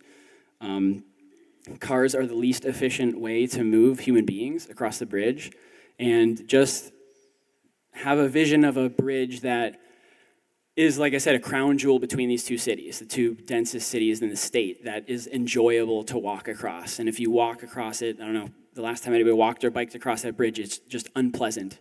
It's very loud. There's a lot of air pollution. One that has really wide promenades for people where you can look at Winooski Falls with your family, and one that's built for the 21st century. Thank you. Thank you very much. Our next speaker is Elisa Chen, to be followed by Jake Schuman. And Jake, you'll let me know if you want to speak now or during the charter change item. Hi, my name is Alyssa Chen, and I'm a resident of Ward 2. I'm here to talk about something else, but appreciate what people are saying about that bridge. I bike to Winooski all the time, and it's extremely scary to go over, and I always feel like I'm going to knock pedestrians even when I'm walking my bike. So appreciate having more bike and walk infrastructure. I'm here to talk tonight about the Apartheid-Free Communities Ballot Resolution. I'm speaking as a member of Jewish Voices for Peace, which has endorsed this resolution. Over 1,500 Burlington residents have signed their name asking this to be on the ballot. And I ask, regardless whether you disagree with this or agree with it, which I understand councilors may have differing views, I ask that you allow the democratic process to work and allow Burlington voters to vote on this initiative. This pledge was created by the Quaker Friends and has been signed by 219 Christian, Jewish, and Muslim faith groups, business groups, and communities. While active war is happening in Gaza, conversations about Israel and Gaza are and will continue to be in our public conversation. Putting this on the ballot creates a civic forum for a civil discussion that needs to happen. While some may claim that this ballot initiative will increase anti-Semitism, I deeply believe that Jewish safety depends on Palestinian liberation, and that Jewish people will never be safe until Palestinian people are free. As long as Israel continues to oppress and violently occupy Palestine, it will continue to create violence for Jewish people in the region. Standing against apartheid, for me, is a stand for peace and against the cycle of violence. Burlington has a vibrant democracy, and it's one thing I love about this city. We have taken important stances for international justice in the past, including nuclear freeze several years in a row, standing against intervention in Central America, standing against South African apartheid, and we have the opportunity to stand against apartheid again. Please let voters weigh in on this decision. Thank you. Thank you very much. Our next speaker, Jake, did you want to speak now or did you want to speak during the? I mean, I don't know if there's a rule against, I don't know, is there, there probably isn't a rule. So I guess there isn't a rule against it.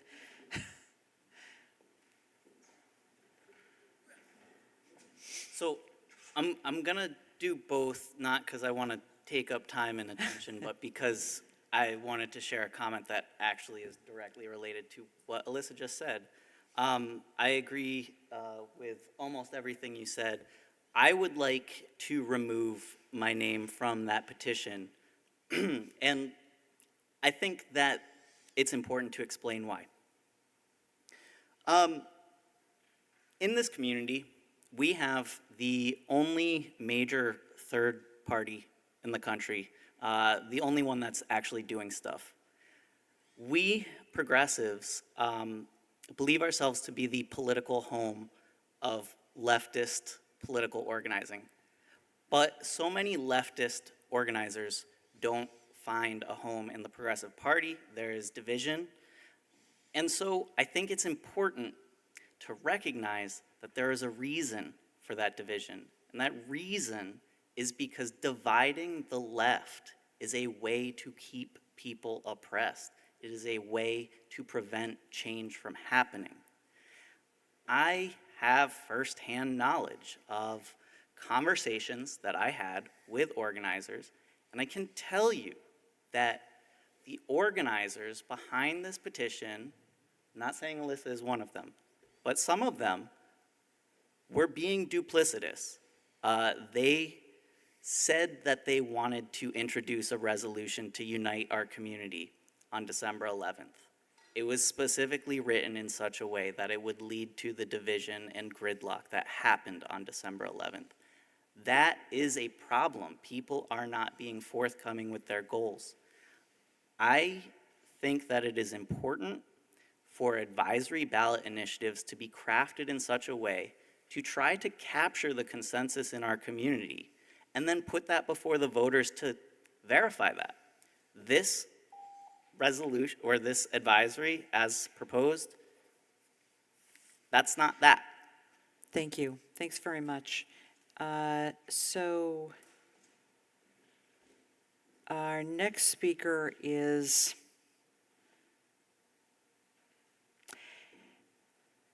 it Kyrene McDonough? Sean. Okay, my apologies. Just could not read that. Thanks. Welcome. Thank you. Oh, actually, there's two of you. Yeah. Yes. Okay. All right. So, Great. I'm not sure exactly like what's going on or how this is about, but me and my wife are homeless in this community. We live and breathe for this community. We're in a homeless voucher program. And I feel like there should be more stipulations. I'm an able-bodied male. There's no work protocol. Perhaps I'm throwing myself under the bus. So I just get a free room. Are you out of your mind? That further exacerbates the problem. There should be things put in protocol and put in place. I'm not an opiate user, but I buried a lot of opiate users. I've been to too many funerals. So for every Sharps container, harm of putting 2 screws in a box next to every sharps container containing fentanyl, xylazine test strips, and a list of resources. So that way, when you start funding the police again, and all these people that have been getting away with murder for 8 freaking years start getting their boots smoked, as quick as you drop a sharps, if you can't pick up the resource list, you get what you get. Treatment by proxy. It's dangerous in the streets. And I speak on behalf of me. I've been in and out of prison my entire life. Buried too many people. That right there is my best freaking friend in this freaking world. And I married her outside of the mayor of the debate, right there. Justice of the peace in that alcove next to a trash bag. And I'm sorry, I don't mean to go over, but just please let's restore this Queen City. I speak on behalf of all us homeless people. Thank you, guys. Thank you so much.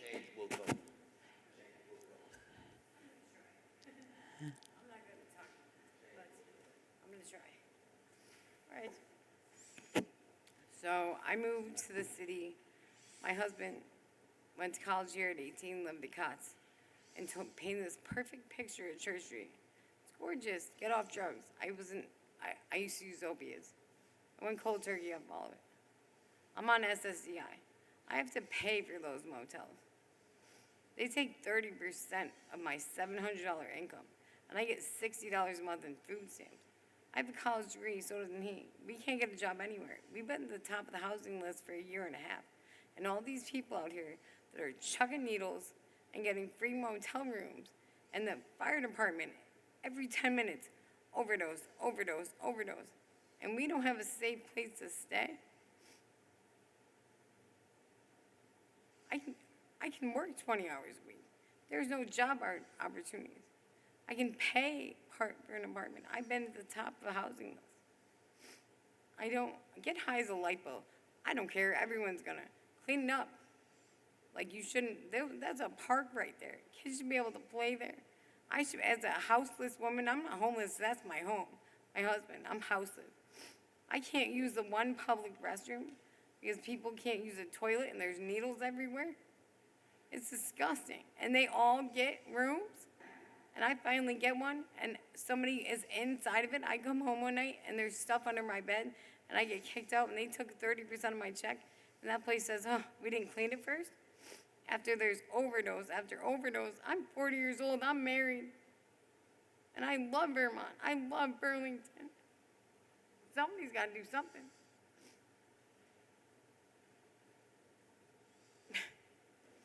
And I'm not leaving here until somebody does.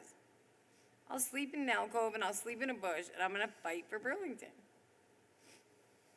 And I don't care how anybody feels about it.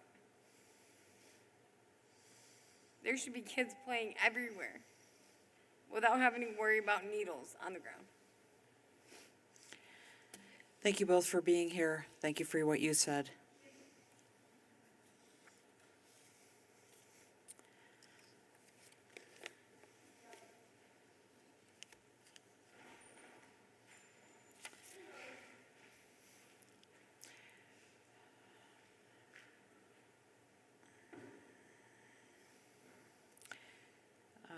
We're going to move on to those people who are joining us on Zoom that are Burlington residents. And we'll put up the timer for 2 minutes online.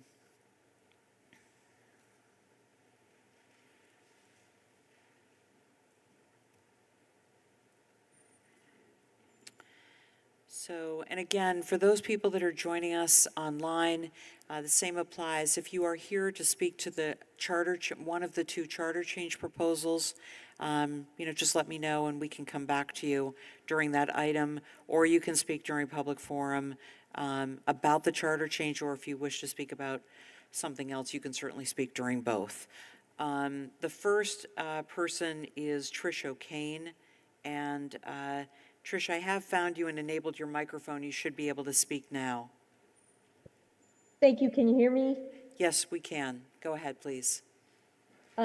Yes, I support the resolution to amend the city charter to strengthen civilian control of our municipal security forces, and thank you to everyone working on this issue.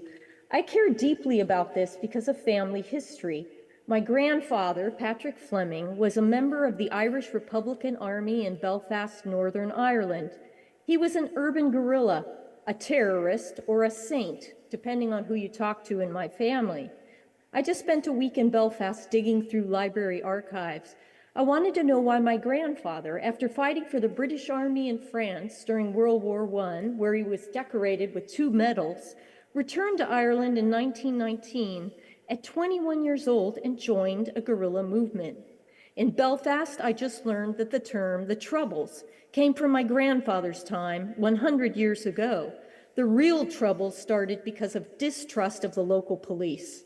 According to old newsreels I watched in a Belfast library, by day the police wore uniforms. By night, some donned masks, kicked their way into the homes of Irish nationalists, and shot people in their beds in front of their children.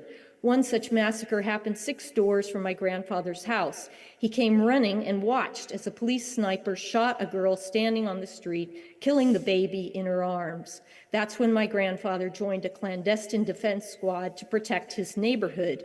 Distrust of the police fueled a civil war. Thankfully, a century later, there is peace in Belfast because of massive reforms, including police reform. I no longer worry about my Irish cousins, but they watch the news, and now they are asking me why the police in this country kill so many Black people.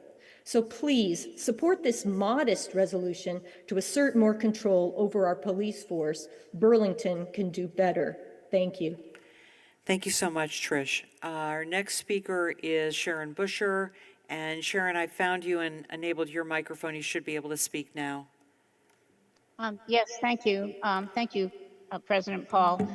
I listened to the school board budget presentation, and there was something that I want to understand better as far as decreasing enrollment. The school board members mentioned that that occurred in some sections of the city. I think that's really germane because I think we probably all can guess where schools are thriving and where they're not, but I don't want to assume that. The reason I'm mentioning this is that I think it's linked to our housing initiative. The neighborhood code, as it's called, really is a significant zoning rewrite, which addresses housing, the missing middle. But it also it gives incentives for developers and investors to potentially buy up residential properties and develop them to the max. Nowhere in our housing initiative is there a component that addresses how we're going to increase families, how we're going to have family housing. And I'm not talking about single family homes. There can be condominiums, cluster housing, but we don't really address that. And the other piece that I've heard over and over, which is really true, is that there's an assumption that more housing means more affordability. And those two are not necessarily, they don't necessarily go hand in hand. Besides inclusionary zoning, I've heard nothing that will address that. And so if they're not going to have 5 or more units, it's not going to trigger inclusionary zoning. And there really was even an appetite to maybe eliminate that on small projects. I think we've got a problem. I think that we need to understand how we're going to get families into our communities so we can afford and fill that new high school. Thank you. Great. Thank you so much, Sharon. Our next speaker is Evan Gould. And Evan, I have found you and enabled your microphone. You should be able to speak now. Cool. Can you hear me? Yes, we can. Great. Perfect. Hi, counselors. My name is Evan Gould. I'm a resident of Ward 5, where I live with my wife and my newborn son. I'm here today to talk about the Winooski Bridge project proposal before you tonight. I initially learned about this project in September when I attended the public outreach in Winooski at the O'Brien Community Center. During this meeting, which I did send to you all in an email, There were over 100 people, and not a single voice said the lanes for cars need to be wider, which is what this project proposes. The proposal tonight, you'll see an 11-foot lane compared to a 10.5-foot lane that exists now.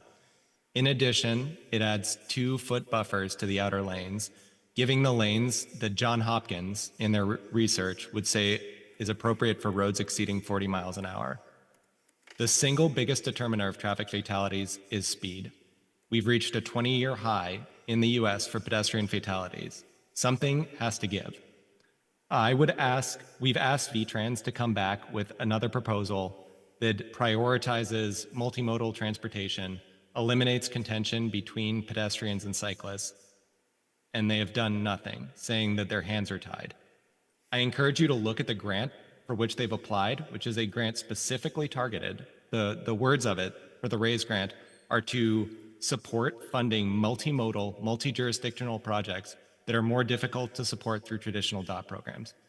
This proposal is a traditional DOT program that is the status quo, and I ask you to make pointed questions towards them during the presentation tonight. Thank you. Thank you so much, Evan. Our next speaker is Nolan Rogers, and Nolan, I have found you and enabled your microphone. You should be, you've unmuted, so you should be able to speak now. Fantastic. Are you able to hear me? Yes, we are, loud and clear. Awesome, perfect. So my name's Nolan Rogers. I live in Ward 3 on North Street in Burlington. I'm commenting about the Burlington-Winooski Bridge. My sentiments are very similar to everyone else who has talked so far. I'd like to increase pedestrian and cycling infrastructure and decrease the proposed vehicle lanes on the bridge. Hopefully this will come through well enough. If you've ever been there, you know that the intersections surrounding the Burlington-Winooski Bridge that's one of the worst places to be a pedestrian or cyclist in the Burlington area. The current design is very similar to what we currently have, and cars and trucks aren't really making any concessions in this new design. There's a reason that we don't have 4-lane traffic through downtown Burlington, so I don't really see why we would move to continue increasing 4-lane traffic on the bridge between Burlington and Winooski. And let's see, so very clearly I strongly support a 2-lane low-speed automobile bridge and separated pedestrian and cycling infrastructure on both sides. That would be separated not only from the vehicle lanes, but pedestrian and cycling infrastructure also separated from each other. And so compared to the proposed design, I would love to reduce motor vehicle lanes and increase further the pedestrian and cycling infrastructure. The Winooski Circle and Old East End deserve to be even more significant in our communities. And the way we do that is to not just remove the barrier for people, which is the current bridge, but we owe it to ourselves to make the bridge a pedestrian and cycling crown jewel in our community. Remember, people patronize businesses, not cars, so let's make that as easy as possible. Thanks. Thank you very much. Our last speaker, Burlington resident that's joining us online, is Quinn Bisbee. And Quinn, I have found you and enabled your microphone. You should be able to speak now.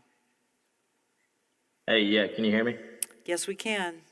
Awesome. My name is Quinn Bisbee. I'm a resident in Ward 2, as well as a current UVM student. I'm here to kind of mirror what other people are saying about the Winooski River Bridge. This project is a massive investment for the city, and as such, I believe it should be done correctly and in accordance with the true opinions and attitudes of the community it'll serve. I ask that the council delays their decision to approve the proposed design for the bridge and really takes the time to get this one right. The design does not account for a safe option for both bikers and pedestrians. It's completely backwards to weigh the travel of cars over biking and walking options, especially when moving forward in a time where sustainable transportation is clearly the best option for everybody's future. I ask that the council supports a climate-forward design for the bridge and one which connects the vibrant communities of Winooski and Burlington. Thank you. I yield my time. Thank you so much. We have no non-Burlington residents that are joining us in Contois that have submitted a form. We do have one person who's joining us online who is a non-Burlington resident, and that is Carancita. I've enabled your microphone. You should be able to speak. I saw you had your hand raised. I don't know if it's just to make sure that I didn't miss you or if there was some other reason. Yes, just to make sure you didn't miss me, but we are one, so I'm glad you did it. Okay. Okay, great. Once again, I'm here to speak on the behalf of all Vermonters everywhere.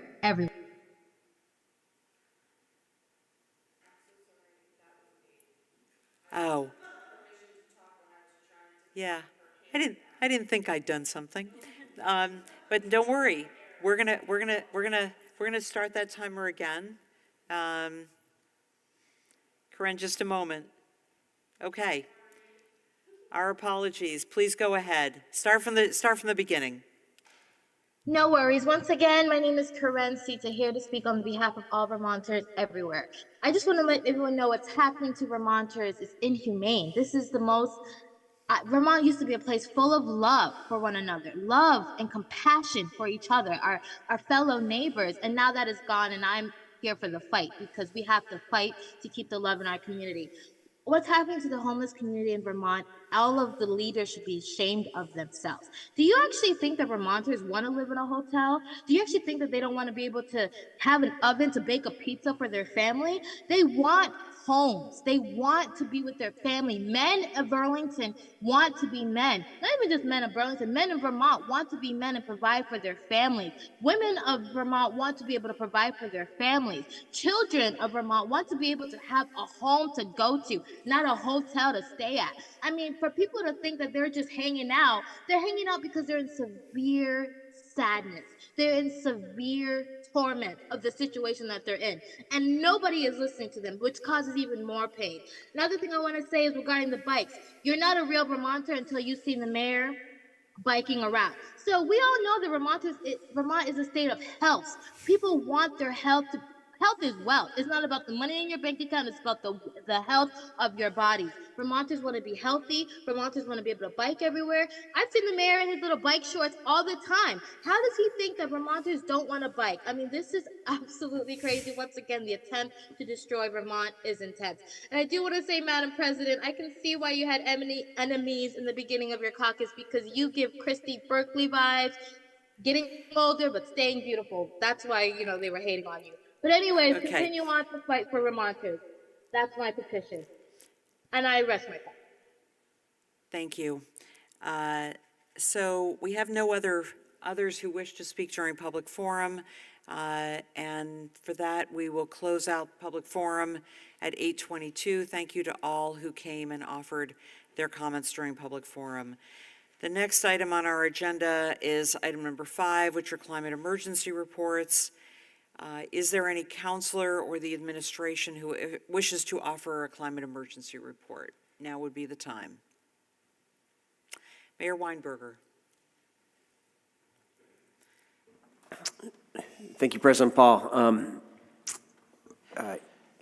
There has been an important development in the beginning of this legislative session in that a group has come together to announce support for an updated 100% renewable energy standard, and wanted to make sure the public and the council was clear that the Burlington Electric Department has really been a key part of these discussions that have led to this announcement, that other parties included VPIRG, REV, VNRC, and there is optimism that this is, with this coalition, that this is legislation that is going to get done this year. And it is really a framework that works very well with Burlington's net zero energy plan, which involves expanding our use of electricity as we electrify everything, electrify cars, electrify heating systems. This renewable energy standard will allow Burlington to properly get credit for the 100% renewable sourcing that we currently have, while committing both us and other utilities to, as we expand energy, do so with 100% new renewables. So this is, there has been a lot of debates on this, and it was not clear that there was going to be an ambitious climate policy that would have this kind of consensus. But this is one that, again, is good for Burlington's energy future and good for the stable electricity costs and affordable electricity costs that BD has been able to offer over a long period of time, and an indication we should be able to continue it as well. And then finally, I did just want to share with the council and the public that another kind of indicator that Burlington is on the leading edge of electrification efforts from the municipal level nationwide. I will be presenting at the Mayor's Innovation Project Conference this weekend on Burlington's long-term climate leadership and our electrification plan in particular, as part of a broader panel of national experts that is really encouraging municipalities to lean into what can be done at the municipal level to encourage electrification. So just want to share that. Thank you, President Paul. That's what I have for tonight. Thank you so much. Is the Mayor's Innovation Project, is that available for people to watch on Zoom if they wanted? I assume it's not local, right? It is a DC panel, and you know, I will follow up with that. I'm not sure if it's the presentation may be. I'm not sure the answer to that, but if it is, I'll share it with you. Okay, thank you so much. Are there any councilors who wish to offer a climate emergency report? Seeing none, we will close out that item and go to item number 6, which is our other reports. That is the public health and safety emergency. Is there any councilor or the administration? Councilor McGee.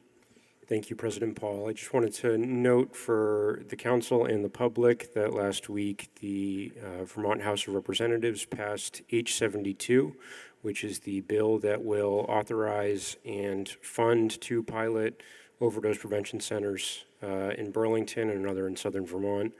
That bill is hopefully moving quickly through the legislative process, and I and others are working hard to make sure that Burlington is ready when that legislation passes to move as quickly as we can to establish an overdose prevention center here in the city.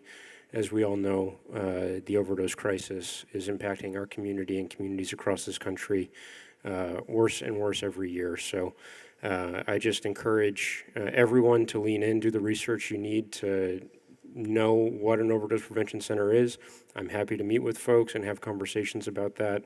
This is the time for us to really do this research and know that this is an evidence-based approach and one that we desperately need here in Burlington. Thank you. Thank you so much, Councilor McGee. If there are, Mayor Weinberger. Thank you, President Paul. Yes, I wanted to share several public safety updates. I appreciate Councilor McGee bringing attention to the legislative action so far. There is more action from Montpelier that I believe is very much needed and urgently needed with respect to the drug crisis. I published an op-ed a week ago that laid that out, and we'll be testifying on various aspects of that at different times during the legislative session, including tomorrow, planning on giving testimony on the retail theft bill that has been introduced with a large number of co-sponsors and is finally moving forward. This is something the city has called for multiple years, and this is by far the most promising reception it's gotten. This is a bill that would respond to some of the challenges that our downtown merchants in particular have been experiencing, and would allow in some way multiple thefts to be aggregated, so there could be some accountability for recidivist retail theft. We are also optimistic from what we've heard so far that changes to the vehicle theft, actually the creation for the first time of a Vermont vehicle theft statute is something that is planned for later in the session. Other aspects of our work I wanted to share and update: the VFW winter warming shelter, which is one of our responses to the unprecedented levels of unsheltered homelessness that we're experiencing currently. Did open as planned on December 15th. It has served consistently about 35 people a night. It's been full every night. People have been turned away every night, but through the enormous efforts of the CEDO team, and in particular our Special Assistant to End Homelessness, Sarah Russell, that facility is operating well and operating without virtually any reported conflict with the neighbors in that community, and which is very much welcome. And then I did want to also share that we have, just a week ago, we received a request from Commissioner Winters regarding a new plan from the state to once again attempt to end the motel program.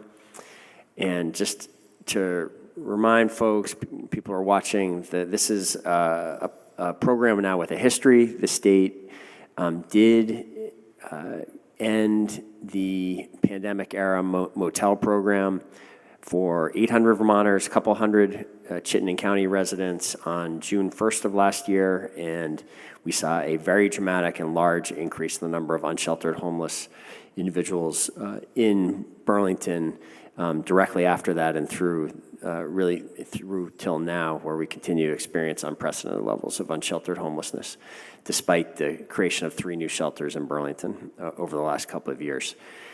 The advocacy of the city and others did result in the state changing course and keeping 2,200 more vulnerable households in housing.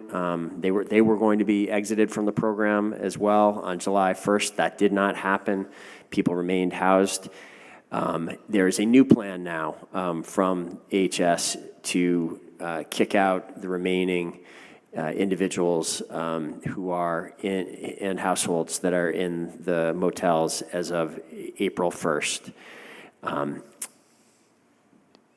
To me, this is very problematic and really unacceptable. And what we have submitted to AHS is an alternative plan, very much like the plan that the wind down plan we've been working on since last summer, which is succeeding. We have reduced through the coordinated entry system the number of people in Chittenden County who are in the motel program from over 250 down to over 250 households down to 116 households. We are successfully housing approximately 20 to 25 households every month.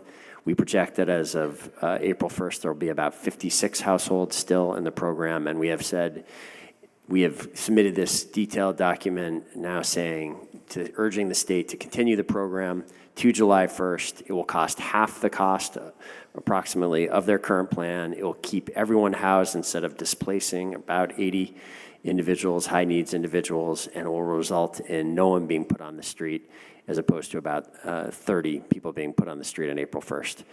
We've shared this with all of our legislators, and we hope that this will become the approved plan. I urge and welcome councilors amplifying this message, and we have shared this plan with each of you. Thank you, President Paul. Thank you so much. Councilor Grant. Thank you. I have a few things. State's attorney's data still is either a little over or just a little under 3,000 cases. Going into December, 3,049. January, 2,942. Approximately a third of the cases remain backlogged.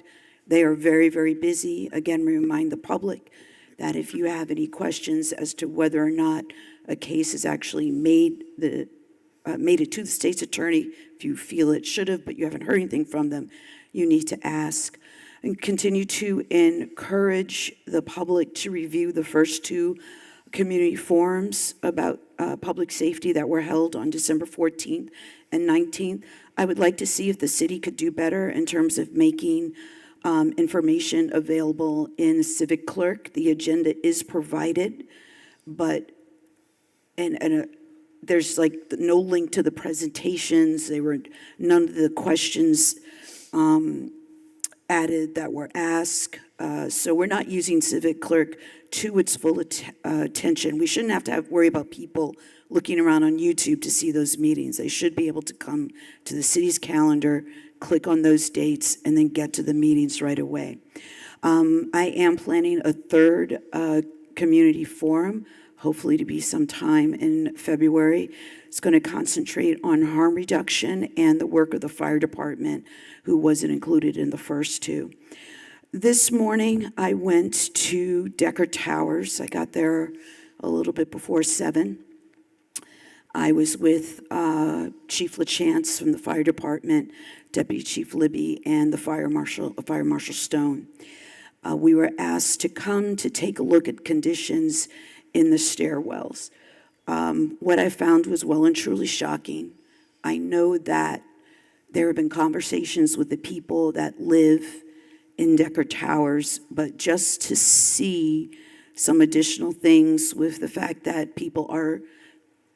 they have secure doors, but people get in there due to the doors having to open very wide and being slow to close because of people who need access, who use wheelchairs or have other disabilities. People walk in and they are using the stairwells to sleep. There were needles everywhere. I did see people sleeping. I did see someone actively relieving themselves in the stairwell. There were feces on another level. There were empty food containers, including boxes of partially eaten raisins and cake mix, cigarette butts everywhere in addition to the needles. There was Narcan, which is being used, which furthers the fact that our overdose counts are really undercounted because people are out there not calling for services because they are using Narcan. I saw tags from TJ Maxx and Sierra Clothing just thrown on the floor. That makes me think about retail theft. And I saw many other things. We have failed the residents that live in this building. We should all be deeply ashamed at the city level and the state level. We really need to be working on some type of plan of action to help these people. I really can't describe how profoundly disappointed I was, sad, angry, just a whole mixture of emotions that things are getting this bad and worse. And the last thing I'd like to mention is retail theft. I was very disappointed. We have a change now in the priority response where retail theft will no longer be, people won't be asked to do online reports. The online incident reports weren't working. Still trying to fight to get that data, getting pushback from BPD, which is very discouraging. But I will say that is an improvement, but it's not appropriate to blame the retail businesses. They filed online reports because that is what they were told to do. Some of them started filing in bulk because they were not receiving any responses, but were told to still submit them. I don't think that there is I'm sorry. I've been timing myself, 7 seconds over. I don't think that we should be blaming retailers and telling them that it's their fault that they do nothing. The liability associated with asking your employees to try to stop retail theft is there, and it's real. The cost to larger retailers, why should they be expected to bear that? Hannaford's is paying a huge sum to have the sheriff's departments there. So we have a lot going on. There's a lot more I could talk about, but I've used my... Thanks very much. Is there anyone else who wishes to offer a public health and safety emergency report? Seeing none, we will move on to our next item, which is item number 7, our consent agenda. Is there a motion to move our consent agenda as amended and take the actions indicated? Who would like to do that? Thank you so much, Councillor McGee. Seconded by Councillor Shannon. Is there any discussion on that motion? Seeing none, all those in favor, please say aye. Aye. Any opposed, please say no. We have approved our consent agenda. Thank you very much. That brings us to our deliberative agenda. We do have 3 items on our deliberative agenda, including the public hearing. And where appropriate, there are time limits, which we've agreed to by approving our agenda. We'll do the best we can to keep to that. And Councillor Grant reminds me and reminds all of us with her last comments that we do have a 5-minute rule. Please self-monitor and be mindful of your time. The first item on our agenda is 8.1, which is the first public hearing on the proposed charter amendments for the March 5, 2024 annual city meeting. That's the Town Meeting Day meeting. We have 2 proposed charter amendments for our consideration, and as required by VSA Section 2645, we hold 2 public hearings on these amendments to welcome comments from the public before the amendments would be voted on by the City Council to be placed on the Town Meeting Day ballot.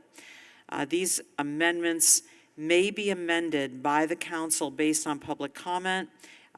Before we open the public hearing, I've asked the acting city attorney to give us a brief overview of the 2 items, mostly for the benefit of the public, but the council has voted to advance these to this point, but it's a good opportunity to have an overview before we open up the public forum, or public hearing. Thank you, President Paul. And yes, as you correctly stated, the state law does require that the legislative body hold 2 public hearings on any proposed charter changes prior to the town meeting to vote on those charter proposals. And before the city, we currently have 2 proposals that are under consideration.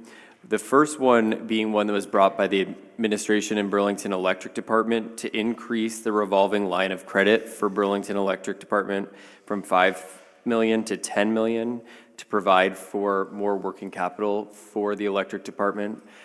They presented on this before the City Council on the December 11th meeting, and the council did vote to move that forward. They have not used that line of credit in many years, but it, as they've discussed, opens up greater opportunities for them to have that and are seeking a charter change, again, from $5 million to $10 million. The second issue before the City Council is a charter change around police oversight, and there was a joint committee formed between the Charter and Ordinance Committee that throughout the fall had many multiple meetings involving stakeholders across the city, including the Burlington Police Commission, et cetera, to discuss this. The proposal is on Civic Clerk for anyone who wishes to see the details of it. But those are the 2 issues that are before the City Council at this time. Great, thank you so much. So we will open the public hearing on these charter amendments, and if you're here to speak to either one of them in contois, we do have 1 person who has signed up, but if you haven't signed up, you certainly are free to raise your hand, and we will acknowledge you. If there are people who wish to speak to either one of the charter items who are joining us online, you can use the raise hand function. So with that, we will return to Jake Schuman. And we did talk about a time limit for these. What we have agreed on is that in talking with the city attorney, that we can limit public comment during public hearing, and we will do that for 3 minutes. So if we could just set the timer for 3.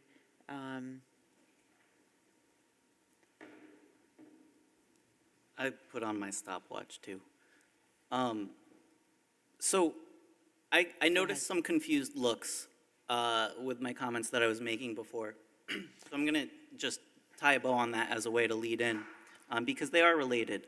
I think that it's important to distinguish between your personal opinions and your political aspirations or your political goals. I'm an anti-Zionist. That is how I identify. I support the BDS movement in principle, but I don't think that anyone here is supposed to make decisions based on their personal opinion. You know, you need to decide based on what's good for the community. I'd like to speak to the charter change proposal for police oversight. I think that it's frustrating to me because I see these points of division so consistently in our community, that people work so hard, so doggedly to find the unity and to articulate the consensus. We are a united community. We are strong because we are together. We care about our neighbors. That's how we're the best state in the country for COVID. So why do we keep finding ourselves divided? And so that's why, you know, I was insinuating, you know, there might be infiltrators in the movement, but I don't want anybody to be afraid. I just want people to ask themselves, why are we here? What are we doing? And so that was the point I was trying to make before. You know, we were supposed to be here on December 11th to show support for those 3 Palestinian boys who were victimized by a hate crime in our community. We weren't supposed to be discussing the war. We weren't supposed to be arguing about what is anti-Semitic and what is not. I think asking somebody to help write a resolution and for that person to tell you very straightforward, I will only do this if it is used to unite our community, to show support for these Palestinian boys, to lie through that process from day one, that is anti-Semitism, not supporting Palestinian liberation, actualization.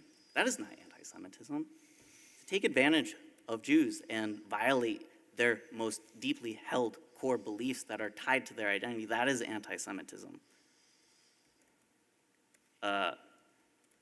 So just to be clear, I am alleging right here and now very publicly that one of the members of this body treated me in an anti-Semitic way, and I don't appreciate that, but I also don't want to draw away from the real issue, that there was an actual hate crime with gun violence in our community committed against my Palestinian friends. They're not, I don't know them, but I think Jews and Muslims are inexorably tied together by our faith.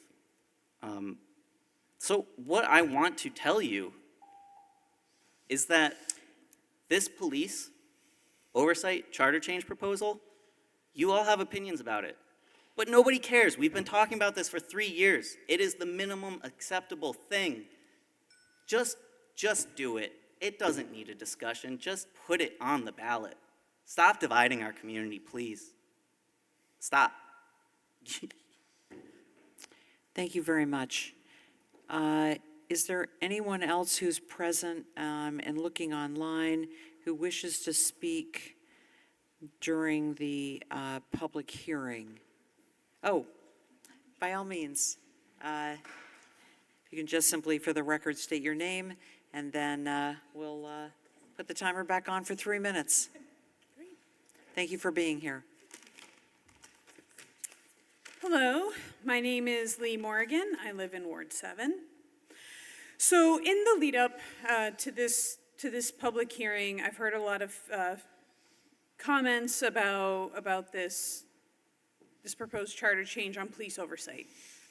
Specifically, I want to talk about some feedback I heard that there has not been enough public engagement. I want to explain why I disagree with that statement.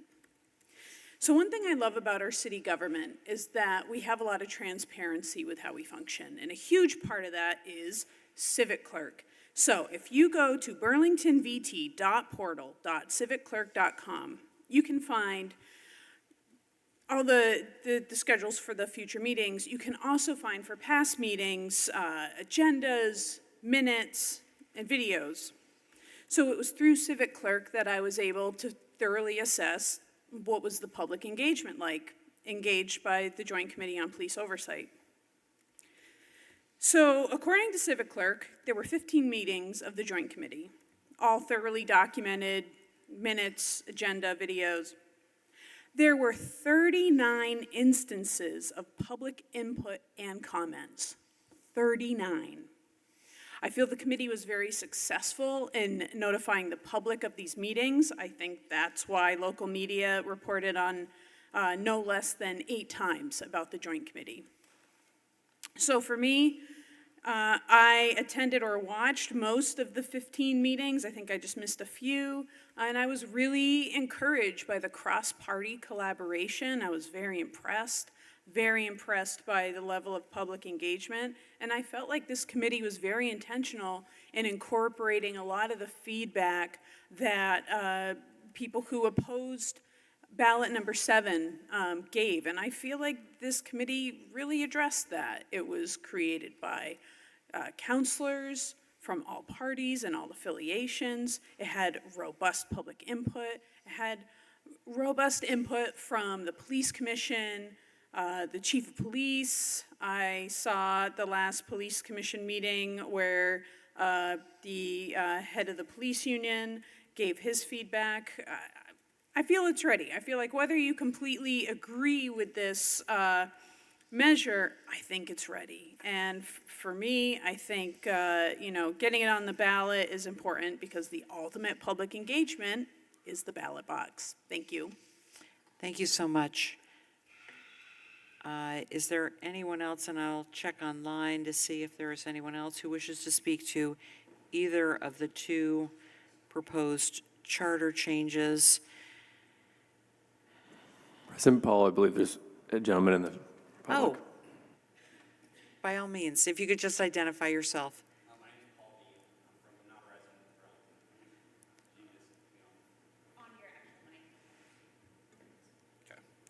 of Burlington. I'm with the Burlington Daily News and Vermont Daily Chronicle, and I'm just hoping to get a little bit more, and maybe I'm uneducated, but just for the public and myself, a little bit more information on what exactly the Burlington Police Commission is and what the charter change actually is trying to accomplish. And I'm sure there's been discussion of this, but I'd like to know some more. If anyone is willing to answer that. The public hearing is usually not an opportunity to do so, but perhaps Attorney Pellerin can help us here. Well, I think at this point, we just, again, direct you to Civic Clerk on the city's website. We have the proposal listed there for you to be able to see the line by line, the proposed changes to the city charter. Thank you so much. Attorney Pellerin, I know that there is a motion to be made regarding one of the charter changes. Should I be closing the public hearing first? Okay. So seeing no others who wish to speak during the public hearing, we will close the public hearing at 8:53. It's my understanding, Councilor Shannon, that you do have a motion to make regarding one of the proposed, or actually the proposed charter amendment on policing, and now would be that time. Okay. Thank you, President Paul. The committee did meet as many times as I think Lee Morgan said, 15 or so times, and there was a lot of discussion. We started out quite divided and worked our way to something that was closer to consensus. We referred that to the police commission because the police commission is the one who was going to bear the weight of the actions that we were going to take, and we needed that input. I had also encouraged input from the police union, which we received only at our last meeting, and they also reported to the police commission as well. So there was very important input coming at the end, and there were some of us that agreed to refer this to the council with the understanding that we needed that input from the police commission. The police commission, in a 4-to-1 vote, and I don't have exactly the wording of what their vote was, but they were not supportive of moving this forward at this time.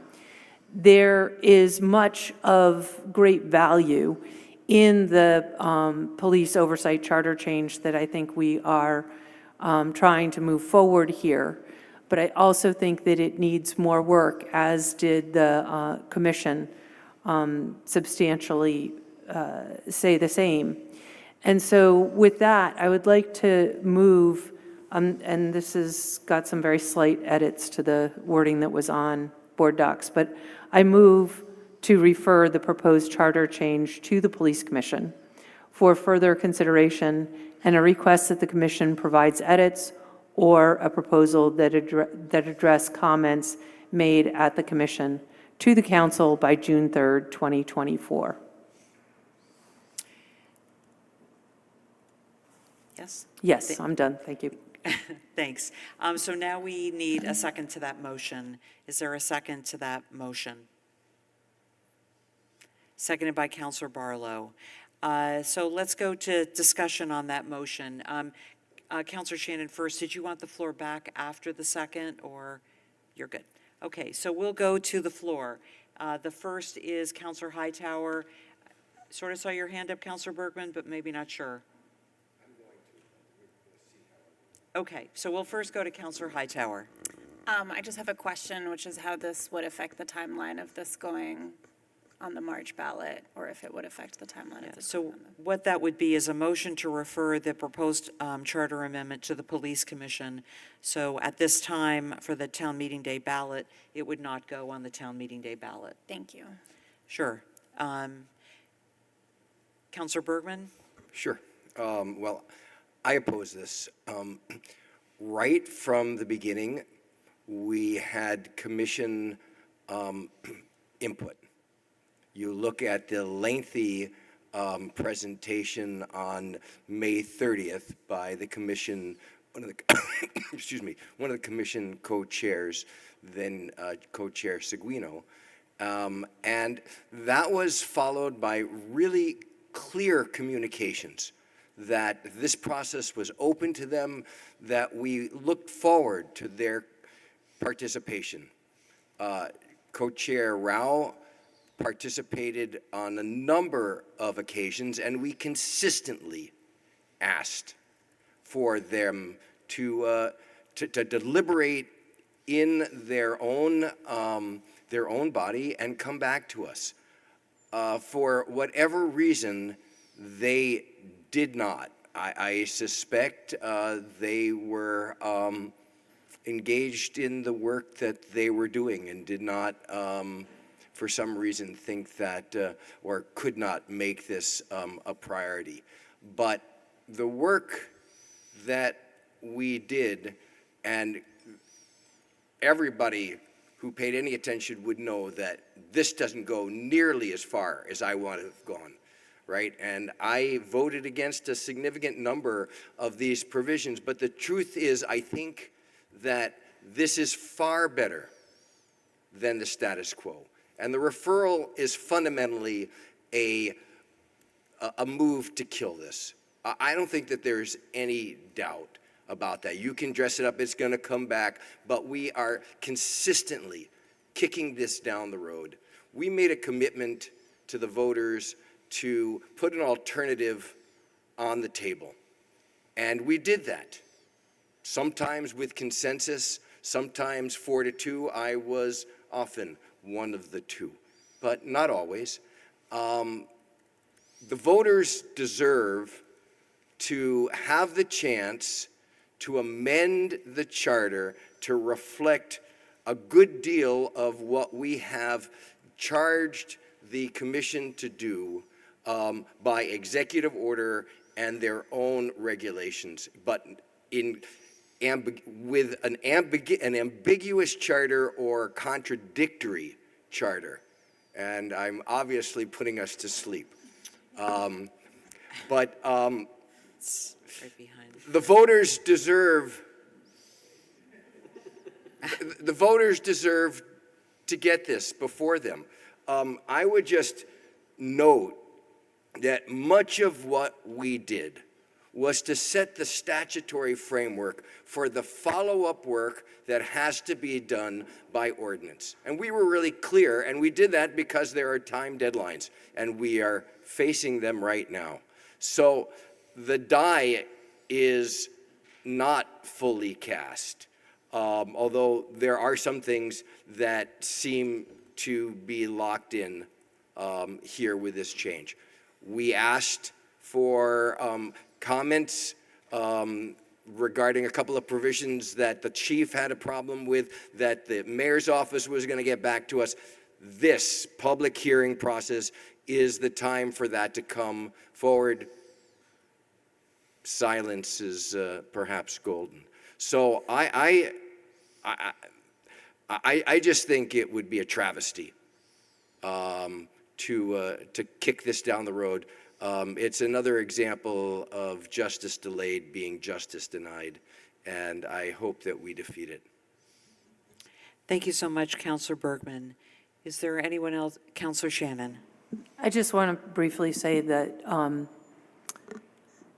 think that what was said was impugning the intentions of what I said, and the intention is in no way to kill this. The intention is to bring this back and give the commission the opportunity to work on it and weigh in on it as they requested. Thank you. Thank you so much. I did actually listen to the police commission meeting, and they did vote on this. I do think that it is an unfair accusation to impugn the motives of a counselor who is bringing this forward. So thank you for mentioning that. And again, that is a violation of our rules. Let's try not to do that. Is there any, Councillor Hightower, and we'll go to Councillor Grant and then Travers. Great. There were a lot of folks who, I think the citizen-led proposal went too far. I don't think this one's going far enough. I think this one adds a lot of bureaucracy to what is already the status quo. I'm not sure that I will be voting for it. However, we promised previously that we would bring forward an alternative by March, and this is the consensus that we got to. Folks who had comments, this is literally the meeting where folks are supposed to bring comments to suggest changes, and we could have made those changes. And this is after months of discussion. I don't like where we got to, but I think it's also time to bring it to the voters to vote on this. So I will not be supporting a move to take it to the police commission. And I hope that we put this on the ballot, even though I will probably be voting no on it personally. Thank you. Thanks so much, Councillor Hightower. We'll go to Councillor Grant and then Travers. Okay.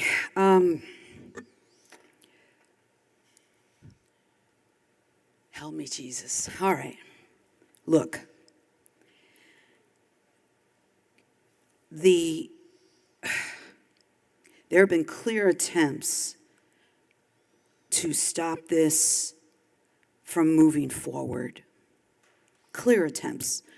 It was very disappointing to see the police commission have a meeting the day after Christmas and missing two of their senior representatives, who I assume were on holiday, and to take a vote with members of the commission that didn't have as much experience. We also had a previous attempt when former co-chair Seguino had gathered input from former commissioners, including myself, only to have a comment made, did you vote on it?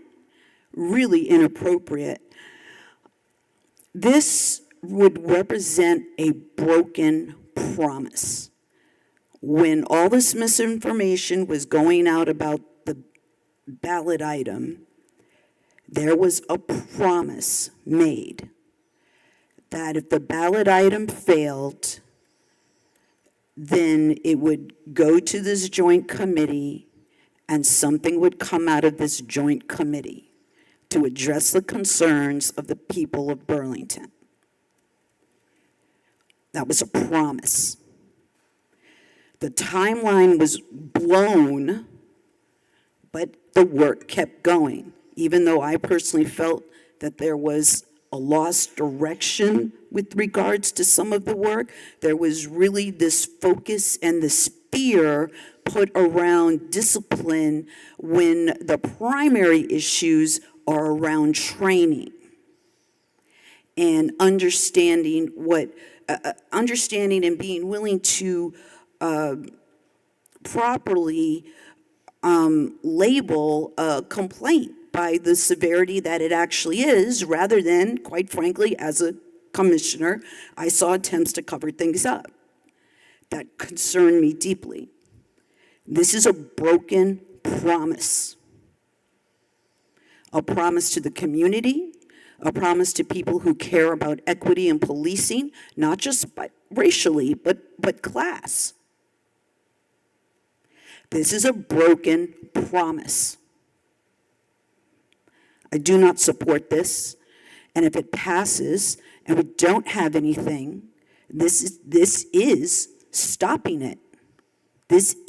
We keep kicking the goalposts and things keep happening because we do not address in an honest way the improvements that we can make in our department. Even basic community engagement is repeatedly rejected.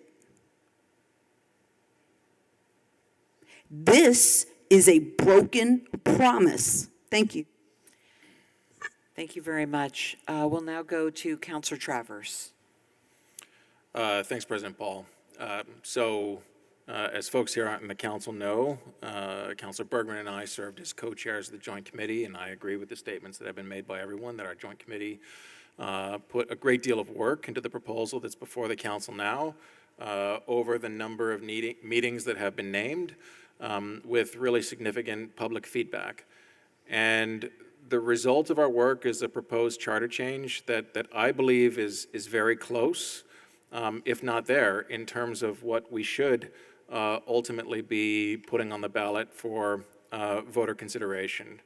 In our last few meetings and at the most recent Police Commission meeting, we heard some feedback from some other stakeholders that, from my perspective, were really sort of working around the edges of many respects of the proposal that we have before us. For example, the proposal would have stood up an opportunity for the Police Commission to conduct its own independent review or investigation of a community complaint, or a process by which the Police Commission with a supermajority vote would be able to, if they had a difference of opinion on a matter with our police chief, send it to a new independent panel appointed by the mayor to resolve those differences. There were questions around whether or not our charter change needed to have more specific time deadlines around those issues, such that the potential of pending discipline was not sort of hanging over officers' heads for too long. There were questions around whether or not this independent panel appointed by the mayor should be one of 3 members or 5 members. There were some bigger questions I acknowledge as well in terms of those aspects of the proposal that question whether sort of ultimate authority of the police department should be within the chief's authority as it stands currently, or within the mayor's authority, which over the years has been a debate where there's been different issues put forward there. But ultimately, from my perspective, that's not really a question that should ultimately stand in the way of our sending a question for voters to consider here. As long as the proposal that we put forward contains and continues to contain an essential element that we've seen in really each of the proposals that have been brought forward. If you go back to when the council first considered this in 2020, and then when Mayor Weinberger presented an alternative to that proposal in 2020, and even when you go back to the Community Control Board question that was presented earlier this year, there's been one sort of essential theme that's gone through each of those proposals, which is that if there is a difference of opinion ever between our police chief and between a community body, whether it be the Police Commission or some other body has been presented by other proposals, that there would be an opportunity for that dispute to be resolved one way or another, and that it not simply just always rest with the chief of police. Again, I believe this proposal is very close. I agree with the comments that have been made in terms of we owe it to voters. We have promised to voters that we're going to give them an opportunity to vote up or down on some other oversight measure. But I also think we owe it to voters to put before them the proposal that has the best opportunity of passing. And my concern at this moment is that we don't have the final feedback from our police commission, who we are asking to take on a significant role here in the proposal. We still have some disagreements from our police department and our police union. And I will say, I give credit to our police union, who in their most recent public comments, they've not stonewalled the proposal that we have before us right now. Instead, they've offered some constructive feedback that I think we can work on with the police commission, make progress on, and hopefully ultimately secure their support as well in putting a question for voters to consider. So in order to secure that really broad support that I think allows this the best opportunity for passage, I will support this motion. I understand that it will put things off a bit, but realistically, even if we were to vote on this in March, even if it were to pass, our legislature is not going to consider it until next session anyways. The motion that's been put forward by Councillor Shannon would allow for us to consider a November ballot item, which if passed by voters, would still tee this up for our legislature next session. And so ultimately, the proposal that I think will be the best proposal that we could stand up will still take effect on the same timeline, even with this motion. So I will be supporting it. Thank you. Thank you so much. We'll go to Councillor McGee and then Carpenter. Thank you, President Paul. I have been made aware that the minutes from the December 26th Police Commission meeting have not been posted on Civic Clerk, so I believe that, the public wouldn't even have the opportunity to go and read the discussion that happened about this as we're talking about it here. As it's been said before, there were 15 meetings where police commissioners, whether through an official vote or through their own feedback, could have come and spoken to the committee about giving their thoughts on this proposal. I don't know that it's a foregone conclusion that the legislature would not take this up this session. I think there's a chance that they could. And I don't think that that is a reason for us to delay sending this to the voters. I honestly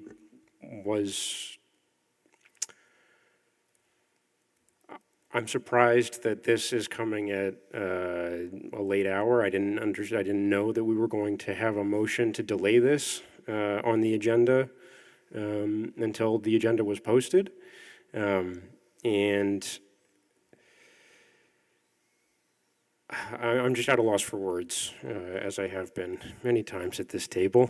The fact that we would further delay this conversation, any action on it. Of course, police oversight is going to continue to be an evolving conversation in our community, but for us to not take the bare minimum of action that we promised last March,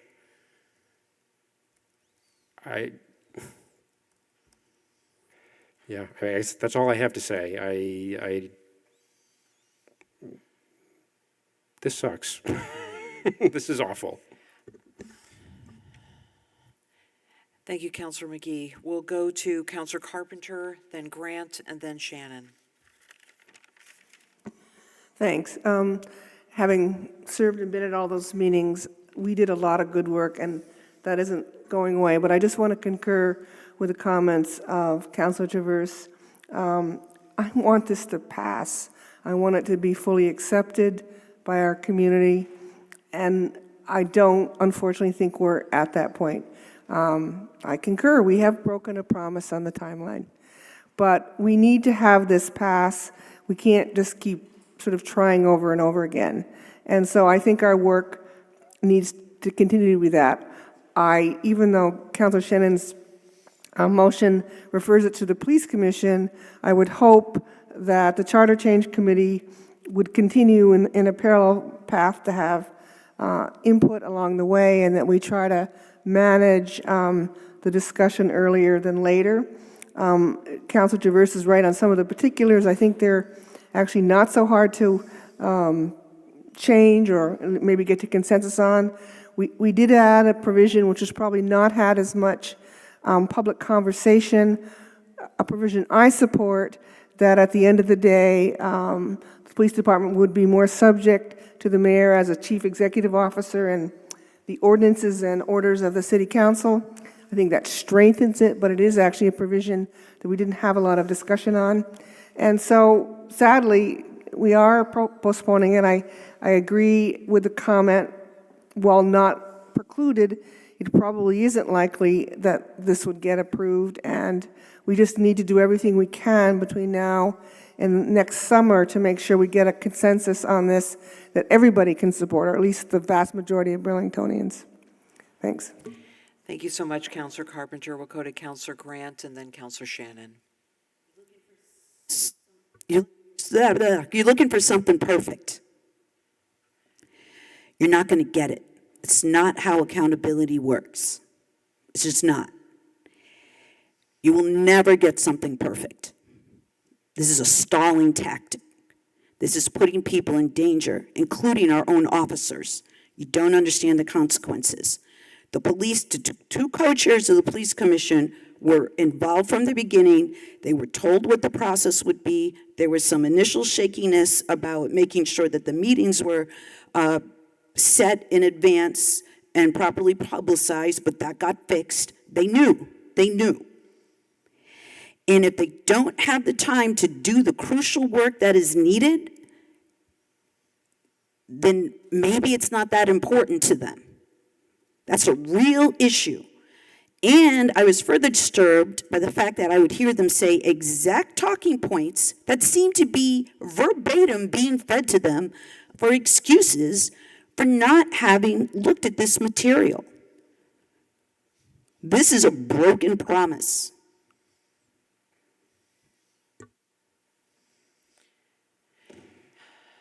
Councillor Shannon. Thank you.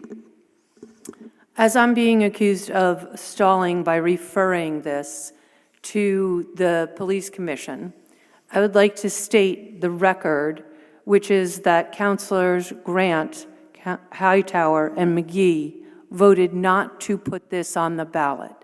Should we go forward with it as is? We're going forward with a charter change where 3 progressive councilors voted not to put this on the ballot. All right, let's count. I have 8.3, resolution. Councillor Shannon has the floor. 8.3 on December 11th, resolution March 5th, proposed charter change, policing. Voting, 9 ayes, 3 nays. Motion carries. Councilors Grant, Hightower, McGee, dissenting. This is from our minutes. So we would be going forward with a resolution that did not have strong support at this table and did not have strong support in the police commission. In fact, they voted 4-1. It also did not have the support of the police union. And I think it's very important at this point in time that we're working in collaboration with our police union. Every candidate running seems to be saying public safety is a top priority and that we need more officers. If we need more officers, we need to work in collaboration with our police union, who has not been oppositional to our initiatives for police oversight. They had specific complaints that deserve to be addressed. And the commission had other issues about how this would be implemented. So I hope that we will refer it and that we can move it forward for a future vote. Thank you. Thank you so much, Councillor Shannon. Just wanted to mention also, for background purposes, that it was actually Councillor Shannon who came to, I had offered to do the research to find out how this motion could be made and what the date was. The date of June 3rd is not just a date. And it is a date that there is a scheduled council meeting, but the reason for the date is because that is the date that puts us in line in the calendar to be able to have sufficient time to be able to have a charter change on the November ballot. So just wanted, that was one of the considerations when Councillor Shannon mentioned this and wanted to know how the motion would be made. Councillor McGee, I know there were a number of you raised your hand at the same time, and I didn't catch you all. Councillor McGee, Councillor Travers. Thank you, President Ball. We deliberated on a resolution on March 5th, which was prior to the town meeting day. I apologize. The resolution that we deliberated on related to this process came to the council before voters had a chance to vote on question 7. And the resolution assumed that the ballot measure would fail. That was my opposition to it. That was not a vote to put this on the ballot, and it's disingenuous to suggest that.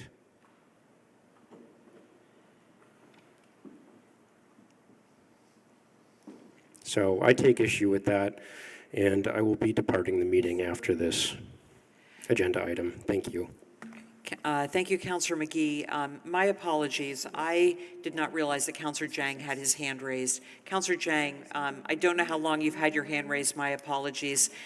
If you want to go now, that would be great. No problem. Thank you, President Paul. This is disheartening, to tell you the truth, from my perspective. This is just unbelievable. I think it's not our duty to have this pass or not pass. Our duty is to do the work and try to uphold our promise to the voters. I remember Councillor Travers' comments around, yes, we will bring something very meaningful for the voters to be able to have a say, right? 15 months, and now that I'm hearing that some of us did not receive enough public comment. 15 months of a community meeting, warned appropriately, reached out to the police commission, to the police union, and it's right now at this time that we're saying, oh, we need to refer it back to a public, to the police commission. I just cannot comprehend what type of democracy do we want in this city. We are currently right now killing the democracy of this city right now with this vote. I hope that every single city council will take the time before they vote to make sure that they know exactly what they voted on. This is us to do the work. We did it, and thank every single councillors who served in that committee. I have never hired a staff and asking the staff to go and represent me, try to understand what is going on. Even though I did not receive enough input or report, I believe it was important from my perspective for me to, if I can't be there, to send someone there. And right now, I just cannot comprehend as to why we cannot vote in support of leaving this to the hand of the voters. I will not be supporting this delay. Justice delayed is justice denied. Thank you. Thank you so much, Councillor Jang, and once again, my apologies. We'll go to Councillor Travers and then to Councillor Bergman. If there is any councillor who hasn't spoke, we're now on the second round. We're going to do one round and then 2 rounds, and then we are going to go to a vote on this. If there's anyone who hasn't spoken the first round, please, after Councillors Travers and Bergman, please raise your hand. Counselor Travers. Thanks, President Paul. Certainly concerned about some of the feelings expressed here at the table. I'm concerned there may have been a little bit of a misunderstanding there with respect to Counselor Shannon's last comment, in that I believe, Counselor Shannon, what you were saying is that the vote that we took to warn this public hearing was one of 9-3, where if those who voted against the public hearing had prevailed, then we wouldn't even be having this discussion at all, that this proposed question would have died right then and there at that point in time. But those votes were 9-3 in favor of our warning this public hearing. It was since that public hearing that we did have that December 26th meeting with the Police Commission. I believe the reason those minutes have not been posted yet is because I don't think the Police Commission has had another meeting yet since we met on December 26th. And look, let me just say, you know, obviously as a co-chair of the Joint Committee, we've put a considerable amount of time into this. It was not over 15 months. It was over 15 meetings over a shorter period of time. But a lot of time was put into this. So, you know, I'm as disappointed as anyone that this isn't in, I believe, the best position for it to pass at the ballot box. But I will say, I very much don't believe that this motion is a stalling tactic or an effort to kill the matter. I do believe that this is an opportunity for us to finesse what we have before us, to put it in the best possible position for us to ensure that the voters are voting on something that will pass in a very meaningful way, as I said before.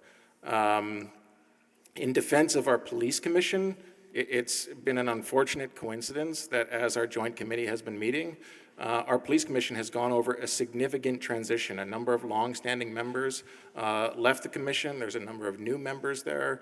There's been a leadership transition on our police commission as well. Speaking from my own experience in joining this council and other boards and commissions, I know there's a significant learning curve in joining any board or commission, getting your feet underneath you and understanding for the job. And I think our police commission right now is well positioned with the experience they now have behind them with their current leadership to review this matter and get back to them. But again, in their defense, I recognize that our work here has coincided with a significant turnover within the police commission. I don't think we've broken any promises yet. If we completely fail to get a question to voters this year for our legislature to consider it in their next session, that would be a broken promise. But I don't think we're going to do that. And I'm committed to, if I'm still on the council in our next term, ensuring that that doesn't happen. Thank you. Thank you so much, Councillor Travers. We will go to Councillor Hightower, to Councillor Bergman, and let's wait at that point to make sure that there isn't any councillor who hasn't already spoken. Councillor Bergman. So I agree with Councillor Travers about the fact that we're actually not that far from getting buy-in from a host of people. Those were comments that were made by co-chairs of the commission to us. I believe that all of the issues that the union had raised could have been addressed had they been raised in public hearing, because then we get a chance to amend things based on public hearing. We get the chance, if the commissioners had come and raised their substantive issues, to have made amendments. The chairs are empty. There is not the engagement that would have allowed us to actually move forward. Okay, I'm not going to comment about the reasons. It's just the fact, and as a result, we have a charter change that was worked out in a committee process that was fair and open and inclusive. and really quite give and takey, right? 4-2 votes, consensus. These issues that we are sort of hearing about floating out there have been out since the last meeting that we held. So this not a, these are not real surprises. I'm seriously disappointed that we didn't get public comment. We didn't get public comment from those, for example, on that question about the mayor's authority. This is the opportunity to do that, to fix that.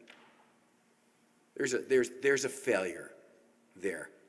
And I draw my own conclusions, which I will, for your all's sake, thankfully keep to myself in terms of why it is that people who had substantive issues with this but were saying that they weren't going to block it didn't show up and let those be known so that we could address them. Thank you. Thank you so much, Councillor Bergman. We will go to Councillor Hightower. Others have already spoken twice. If there is anyone who hasn't spoken even once or has not spoken twice, now would be the time after Councillor Hightower, and then we will go to a vote. Councillor Hightower. Sorry, I know this is my third time, but I think I tend to be briefer when I do talk compared to my colleagues. I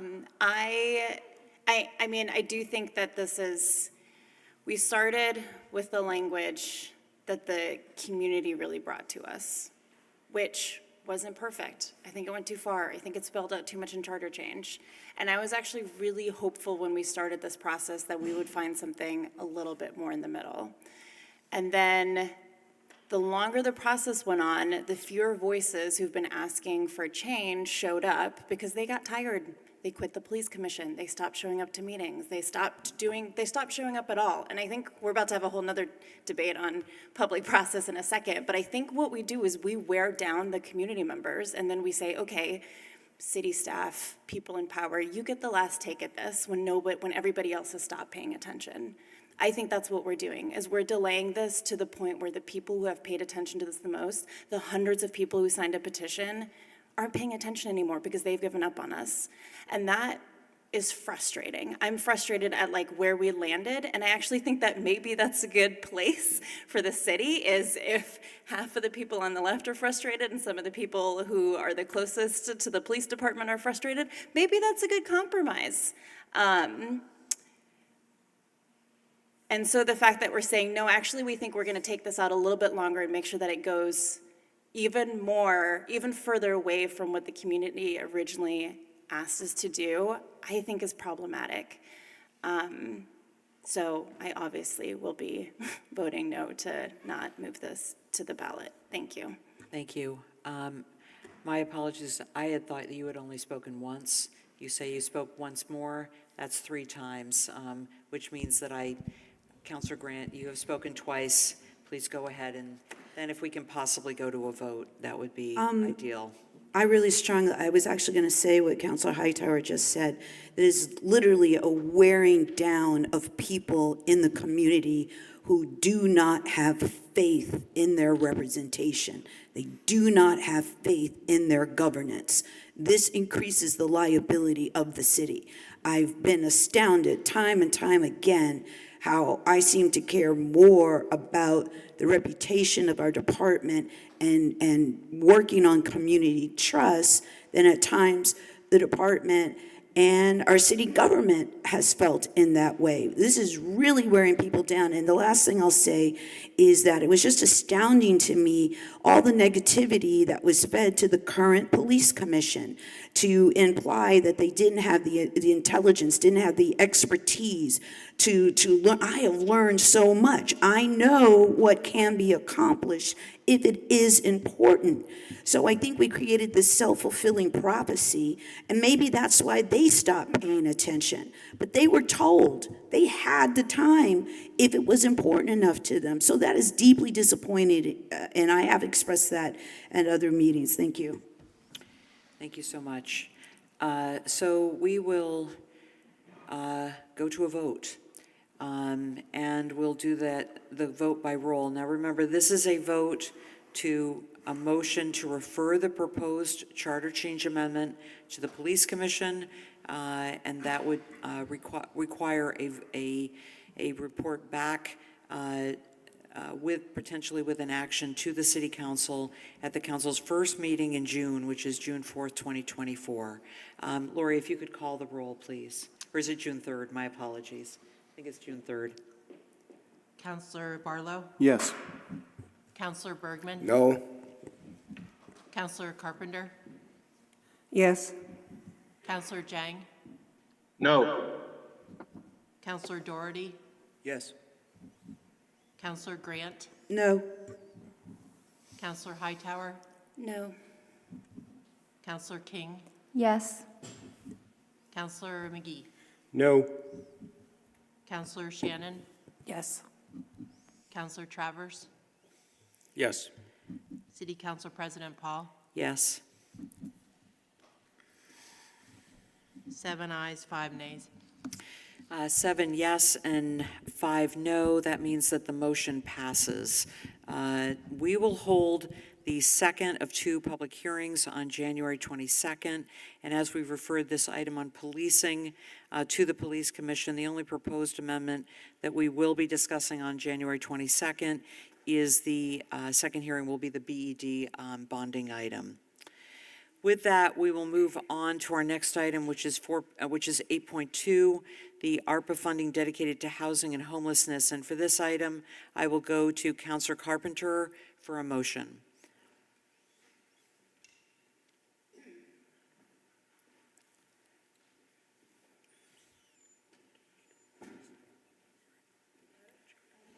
It's already been warned.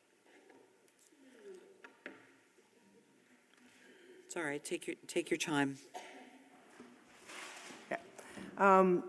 I would like to move to approve and authorize the allocation and spending of $2,025,000 of city ARPA funds by the Chief Administrative Officer pursuant to the city's spending policies to continue to address housing and homelessness throughout the city as outlined in the memo, above memo, and in the following way.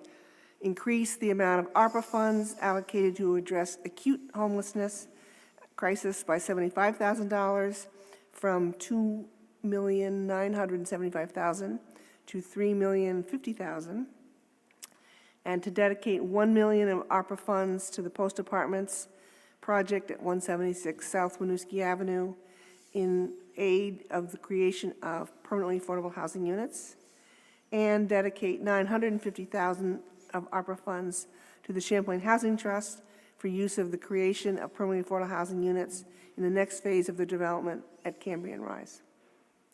Thank you so much, Councilor Carpenter. Is there a second to that motion? Seconded by Councilor Shannon. Thank you. Councilor Carpenter, did you want the floor back? Just for a minute, I'm sure that city staff can answer specific questions, but I obviously want to support this and just comment that how pleased I was that we've been able to use these ARPA funds in pretty meaningful ways, but they're going away.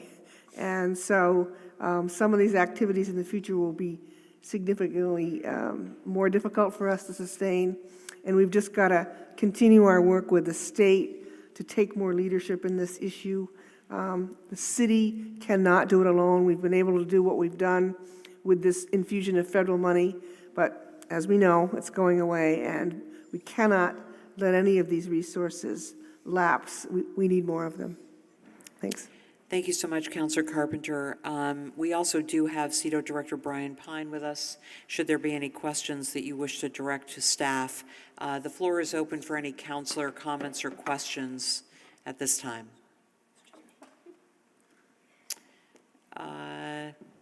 Actually, also, CEDO Director Pine, did you wish to comment on this, or before we go to a vote?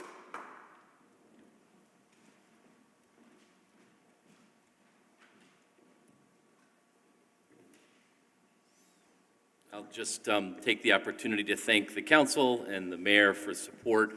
About almost 20% of the ARPA funds, so there was 27.2 million of American Rescue Plan Act funds allocated to Burlington, and nearly 20% has gone to housing and attempting to end homelessness. And we are faced with major challenges, but these resources have made an impact. And to Councilor Carpenter's concern and question, we share that concern and will be aggressively pursuing all other resources. But I would also thank both the mayor and this council for significantly increasing the Burlington Housing Trust Fund with the short-term rental revenue that comes in. The trust fund has grown from ballpark average over the life of the trust fund of $200,000 to $300,000 a year to about a $1.3 million trust fund. So it's a significant increase in resources, and we are attempting to leverage that to the greatest benefit, and with a major emphasis on reaching those who are experiencing homelessness. So thank you very much for your support. Thank you so much, Director Pine. Seeing no counselors in the queue, we will go to a vote on this item, on the motion. All those in favor of the motion, please say aye. Aye. Any opposed, please say no. That motion passes unanimously. That leaves us with our final item on our deliberative agenda, which is 8.3, a presentation regarding the Burlington Winooski BFRAIZ 2 Burlington STP 500, which is, I believe, are 2 grants for the Burlington Winooski Bridge. Just wanted to note before we get started that this item is a presentation. It is for information purposes only. There will be no vote taken by the council on this item, at least at this time. And for the presentation, we do have DPW Director Chapin Spencer, and we're pleased to have a couple of people from I imagine that there's probably a very easy way to say HNTB that I don't know, so I don't have the inside scoop on that. But there are 2 people. We have Josh Oland and Stephen Spear, and also wanted to acknowledge that we have from VTrans. We do have 2 people from VTrans, I believe. I know Mike LaCroix. But we also do have, I believe, Bob Kleinfelter, and perhaps we have others as well. So, Director Spencer, if you can just introduce anyone that I've left out. We've tried to allot about 25 minutes for this item. If you could go through your present PowerPoint in the next, 15 to 20 minutes or so. And I know there was a lot of people who spoke during public forum, so I anticipate that there will be a number of questions from the council. Thank you for being here. The floor is yours. Great. Thank you, President Paul. And yes, we will be available for comments at the end of the presentation. Thanks for the opportunity to present this generational Winooski River Bridge project and the adjacent intersection upgrade. Combined, it's over a $60 million investment to improve the safety and connectivity between Burlington and Winooski. Tonight, you've heard from a number of stakeholders who don't want to miss the opportunity to make this project be the best it can be. And I want to say from the get-go, this project has engaged bike and pedestrian stakeholders, and the project is better because of it. But that said, we're not done. The design work continues, and as you'll hear tonight, we're going to remain focused on how we can further enhance mobility and safety of all modes. After the presentation, of course, we'll answer questions, and I'll turn it over to Josh Olin, project consultant on the project, to walk us through this similar information that was provided to the city of Winooski and next steps. Thank you. Excellent, thank you. As was mentioned, this presentation has been given to the city of Winooski. It's been given several times since that over the past month, so some of this information is a little bit stale intentionally. We did want to make sure we shared consistent messages with both groups before we really got moving forward with next steps. I've already done the introduction, so I'll skip right past that. But tonight we did want to kind of just briefly touch on where the project is, what has happened in the past, what we're currently focused on, and really where we want to move forward with this project. So just a quick recap of the project location. I think most folks are aware we're talking about the bridge kind of over on the northeast side of Burlington, crossing into Winooski, a little bit west of I-89, and shown here up on screen. Taking a deeper dive, we've got the project situated here over the Winooski River. Lots of surrounding infrastructure. There's a dam nearby, steep cliffs, lots of water. Overall, it's a very congested site that warrants a lot of attention to figure out how you should go about replacing this bridge. The overall project is noted here, kind of on this drop-back slide. It's not just the bridge, it's also the intersection just south of it here in Burlington. But to really try to emphasize this, there are two focal points. We have the bridge itself that we're trying to move forward, as well as the intersection project. There's a lot of harmony behind what we want to do with this project, but there are two separate focal points that we're taking very different looks at. So walk us through some past efforts real quick on this project. This isn't the first time the project's come up. It actually went through a scoping phase back in, starting around the April of 2017 timeframe. And that was really for both the bridge and the intersection. They both went through what is called a project definition phase that lasted a little over 2 years. So during that definition phase, where each project was advanced separately, there was this handful of public meetings, there was project advisory committee meetings, city council meetings, lots of public input, and all that with data collection wrapped up and developed that purpose and need statement that really drove the project forward. With that in place, multiple traffic studies happened, alternatives were evaluated, and really what came out the other side of this project definition phase was a preferred alternative being recommended and brought forward to different groups like this. All of that information was documented in two separate scoping studies, one for the bridge and one for the intersection. Again, the timeframes were similar. They were developed both under the overall umbrella of CCRPC, lots of input from VTrans, city councils, things like that. So there was a lot of alignment in how the two projects moved forward. There's also a bridge grant application, which I'll touch on a little bit here as well. So the bridge scoping report concluded in 2019, and really the major outcome of that project was a bridge replacement recommendation. So instead of looking at rehab or anything like that, it recommended a full replacement to meet the needs of the current community. A big focus of that project was on bike and pedestrian accommodations, which we'll talk about on the next slide. It also got a little bit into conceptual construction methods, but did not dive too deep into them. As I mentioned, the scoping study recommended a complete replacement. What we see here on the right-hand side of the screen is the existing bridge on top and the proposed bridge on bottom, that preferred alternative. You can see on top, we are looking at 4 10.5-foot lanes on the existing bridge and 2 6-foot sidewalks. The new bridge will feature much wider shared use paths at 12 feet wide each, and based on public input, it would have a barrier separation as well. With that barrier separation, in order to give cars a little bit of a shy distance from not scraping their mirrors, we do introduce a 2-foot shoulder. That's to give a little buffer space between vehicles and a fixed object. It also acts as a little bit of snow storage space or water space as well for drainage. Between those barriers, we still have those same 4 lanes.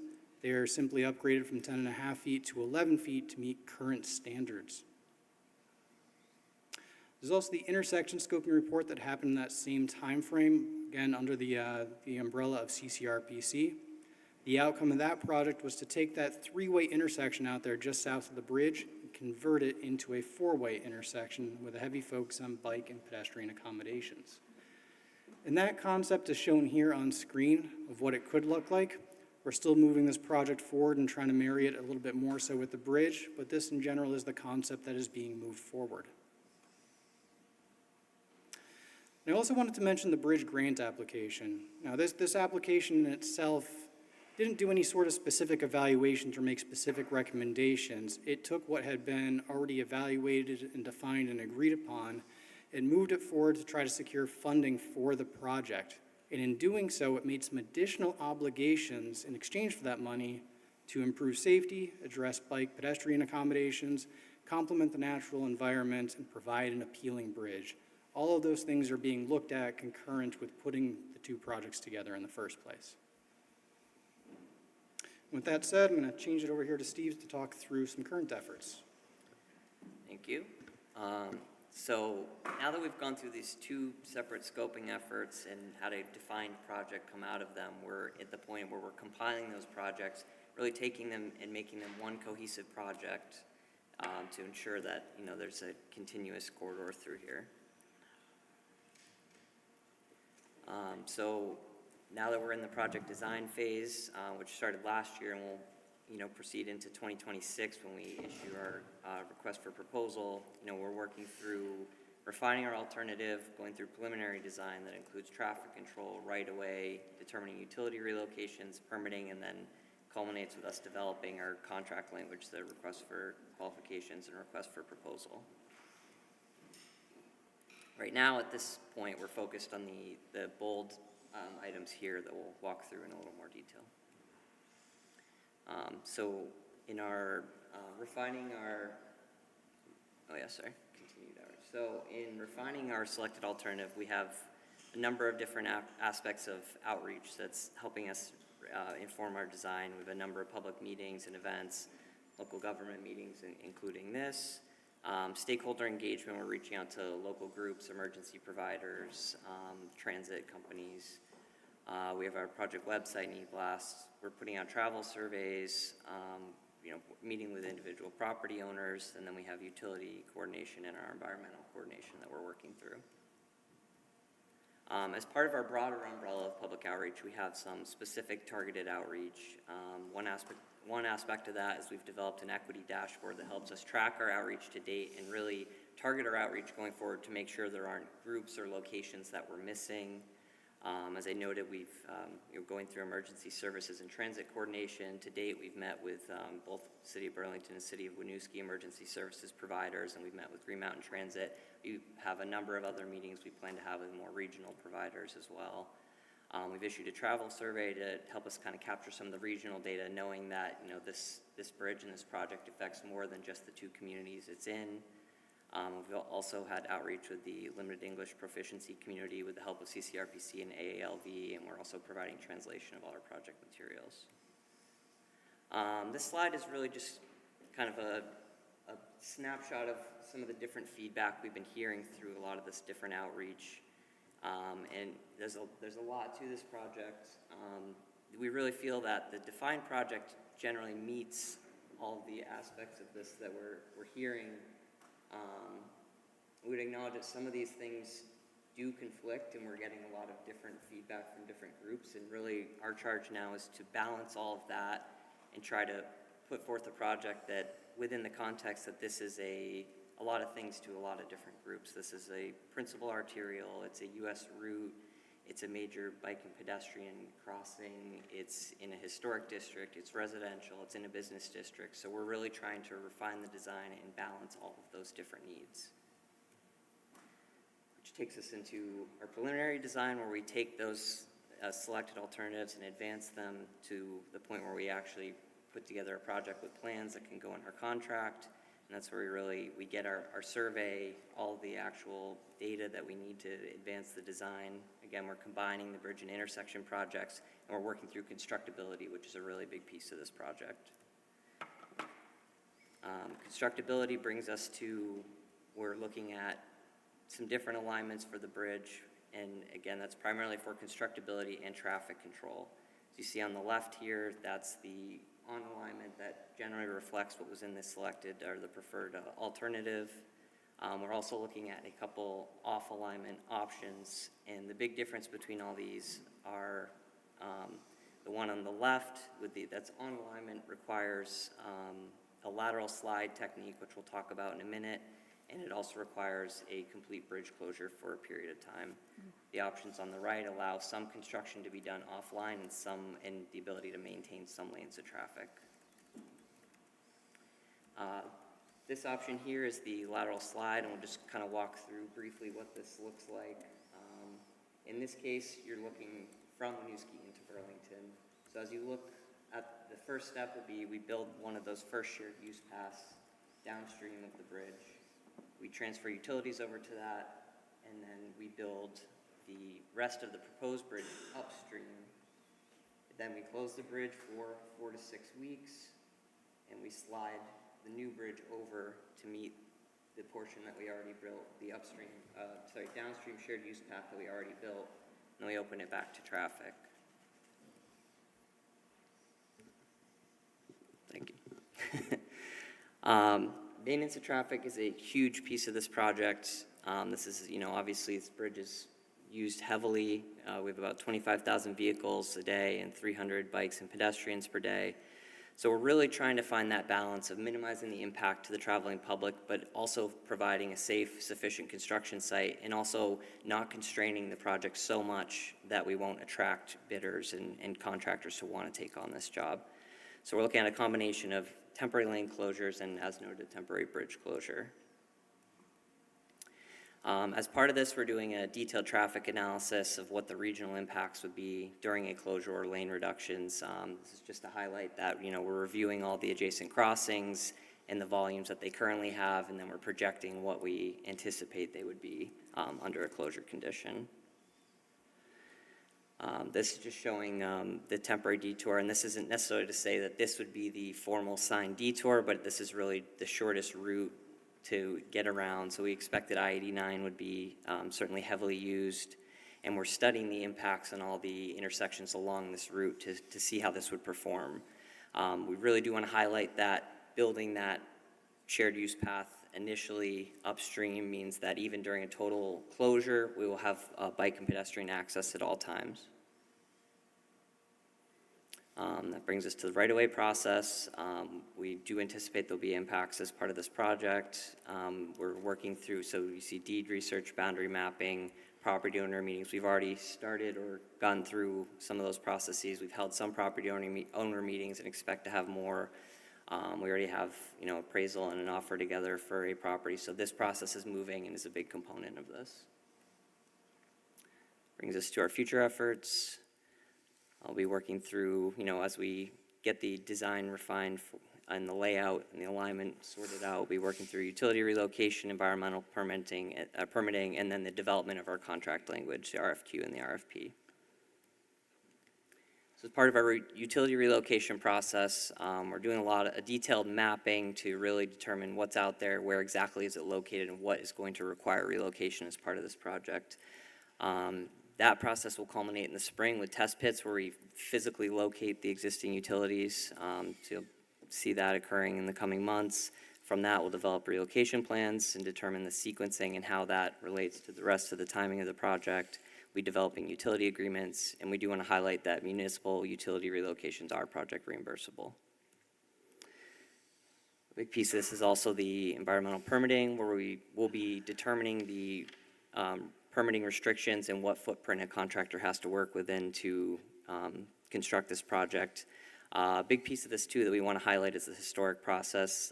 Section 106 is a requirement for this process. We just met last week with the Design Advisory Board and the Historical Preservation Review Committee to work through this process. This is a historic bridge. Because of that, replacing it will be an adverse impact. There's a consultation process required for that. And, we just do note that this is in the Winooski, portion of the project is in the Winooski Falls Historic District, and there are multiple historic properties that may be impacted as part of the project. So that brings us to design build contracting. We'll get into the specifics of that in a moment, but this is a project delivery method that takes final design and construction, puts that in a single contract where a contractor and an engineer pair together to finish the project. And that really takes some of the risk and responsibility off of V-Trans and places that on a contractor.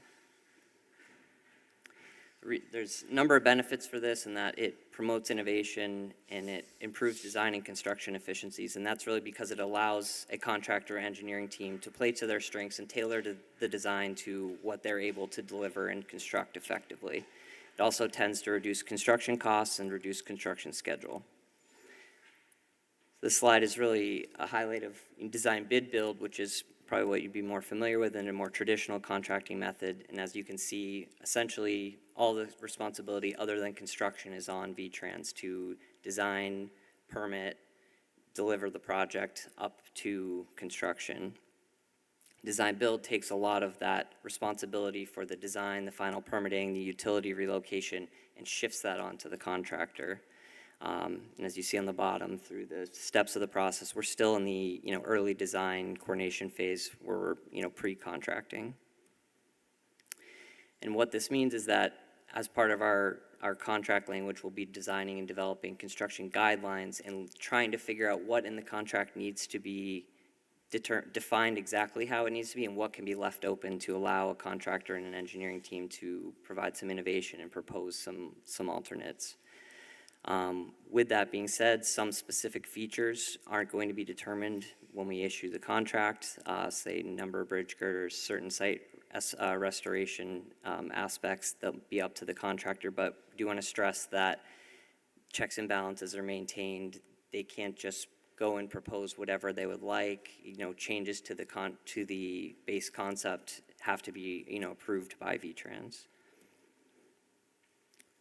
Project delivery.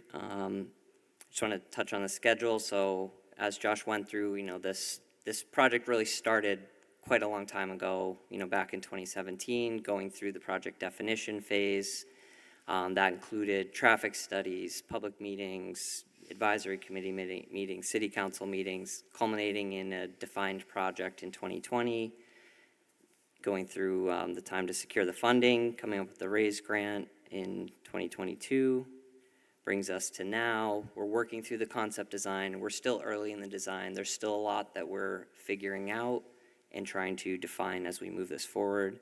We'll be moving forward, as noted, with environmental right away, defining our concept, and that brings us to the contracting phase where we solicit contractors, issue a request for proposals, and ultimately select a contractor and engineering team to take this to the finish line. We expect construction to start in 2027, culminating in the 2029-2030 timeframe with the complete project. Just a summary of the costs and the funding. As you know, the project received a federal RAISE grant. The bridge is a 85-5-10 split. The intersection is 100% federal funded. And from an early conceptual cost estimate, we're thinking the project is in the range of $60 to $80 million. That concludes. Thank you. Thanks to all our partners who are here tonight. Also, the CCRPC has really helped bring us to today, and the city of Winooski that's been a very solid partner with us. This is a complex and large project, but I think we have the right folks at the table to succeed. Happy to answer any questions. Great. Thank you so much for the presentation. We'll go to questions. Councilor Barlow, then Carpenter, and Hightower. Thank you very much for this presentation. I've seen parts of it at Tuke, but it's an exciting project. And I'll get right to it. We heard during public comment a lot of people advocating for a 2-lane versus a 4-lane bridge. We know a lot of auto commuters coming down Route 2 and Route 15 use that bridge as an entry point into Burlington. So could you talk about what it would mean in a design where there was 2 lanes there rather than the 4 that are being proposed? Yep, absolutely. So the 2 lanes was looked at during the scoping phase by different parties, both independently, and came to the same conclusion that you would have pretty good gridlock and queuing going back up into the intersections if the bridge itself was necked down. It would essentially become the bottleneck for the region. We've looked at it from a traffic control perspective. I know Steve mentioned we're looking at closing the bridge for a period, we're looking at reducing the lanes. Even looking at it for a temporary situation, you're looking at significant congestion on I-89 and surrounding intersections.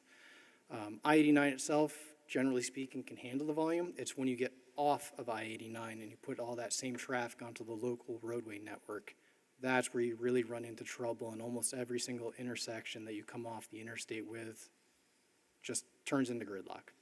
So it has been looked at. It's not what we would recommend in any way to move forward with. Okay, thank you. The other thing that was advocated for was a separation of bicycle and pedestrian access to the bridge. Can you talk a little bit more about why you're proposing a shared use path rather than a separated one? Yep, shared use paths are a proven and safe mechanism to transport people and bicyclists within the same space. When you start splitting that space up into additional spaces, say putting an additional barrier down the middle of it, you now have additional obstructions, additional confinement, difficult maintenance, difficult maneuverability. So it's better to have that space more open. One of the things we are going to be talking about next week at our public meeting is trying to reallocate some space. Right now we have two 12-foot paths. We are going to be putting it out there to talk about maybe shrinking one side and widening another one. We know that there's a lot more movement over on the Riverside Ave side of the bridge. So perhaps providing a wider space over on that side might be more favorable to the folks that walk and bike across this bridge. Okay, thank you. Thank you so much, Councilor Barlow. Councilor Carpenter and then Hightower. Thanks. Can you explain to me the decision-making process and who makes the final decision and how Burlington relates to that, the city of Burlington? So the decision process that happened in the 2017 to 2019 timeframe, is that? Not so much that, but going forward. I mean. I see, okay. Going forward here, I think as was mentioned, this is more informational than anything like that. I do know there's a finance and maintenance agreement being developed between VTrans and the city that outlines all the different decision points and what it means for the project to move forward in advance. We very much want to be transparent throughout that whole process and provide as much information as we possibly can with that. That document, the finance and maintenance agreement, would certainly be a document that the council would need to review and approve, and we expect that to be coming to you in several months. Thank you. Thank you so much, Councilor Carpenter. We'll go to Councilor Hightower and then Bergman. Great. And I am going to go on a little bit of a soapbox because public engagement is what I do in Vermont for state agencies and municipalities and school districts. And I feel like we both have this thing where we always say like, oh, there's like engagement fatigue. And then we engage people and then we say, and then we act like parents. We're like, well, that wasn't the answer we were looking for. Like, don't be silly. We're not going to do that. And then people stop engaging. And we see that across so many things, but especially across planning projects where we're like, no, there actually is a right answer. Engineerically, there's a right answer, and we're going to use the answer that we've been given. And I just don't, so when we say we're still working with the design and we're looking, what does that mean? Like, what are we, and I think this is the bit, like when we do public input across any planning project, we shouldn't go to the public and say, here it is, what do you think? We should say, here's what we're willing to change and here's what we're not willing to change. And then it doesn't really matter who is in the room. Like, we should stop pulling people into rooms and then say, actually, thank you for coming, but what you want to change, we're not actually willing to change. Let's be upfront with people and say, actually, we're not going to change. Anything that you are going to talk about, we're not going to change. We're maybe going to change like the curvature, there's some other stuff. Like, let's just be honest so that we don't have that engagement fatigue, because otherwise why are we doing all this work to get the people into the room to tell them, okay, actually you were just here for a checkbox and we can't incorporate your feedback. So when we say we're still working on it, what does that mean? And what of the feedback that we've heard are we actually willing to implement? Yep, no, great question. There's a lot that's still open. We are still trying to refine the project. There are some things that we say have been defined. In the same sense that there's public outreach fatigue, there can be kind of project definition fatigue as well, with turnover of decision makers and so forth. A project's been defined. We have the 4 lanes we are moving forward with, the 2 shared use paths. There can be some balance and give and take in there, as I mentioned, changing width from one side to the other. We talked a little bit here about realigning the bridge for improved traffic during construction. Natural traffic calming effects that might take place, perhaps project reductions in costs. There's a lot of other things that we are looking to get public input on with respect to shaping the project, but there are some things that are kind of drawn and defined here in terms of the number of lanes and the shared use paths. Same with the concept in the intersection. That's going to get condensed down to 1 focal point, I guess you could say, in terms of the number of signals as opposed to the 3. But we are still looking at geometric improvements and crossings and everything else with phasing for improvements. So we will be more upfront with that at our next week's meeting. Great. And I just, because like my sphere of influence is the clients that I advise in this city. So I just want to say to DPW as well, which I know that you weren't necessarily in charge of all of the or leading all of the public input. But I just want us, like, the public forum materials for, like, the O'Brien Center, it was very broad. It was like, come define what this bridge is going to be in our community. And it doesn't sound like that's actually the feedback that we were open to hearing. Or if it was, then we didn't make people feel heard or incorporated. Like, I feel like it's pretty, shared use paths are okay. They're not as good as separated lanes, even if there's no barrier between the sidewalk and the bike lanes. It's just better to have something painted that says this is for bicycles and this is not for bicycles. And so if we're not willing to make adjustments of a foot here and 2 feet here, then I don't know why we're taking the time to ask people that. This can be anything you want it to be. I don't understand why that's the framing when it literally cannot.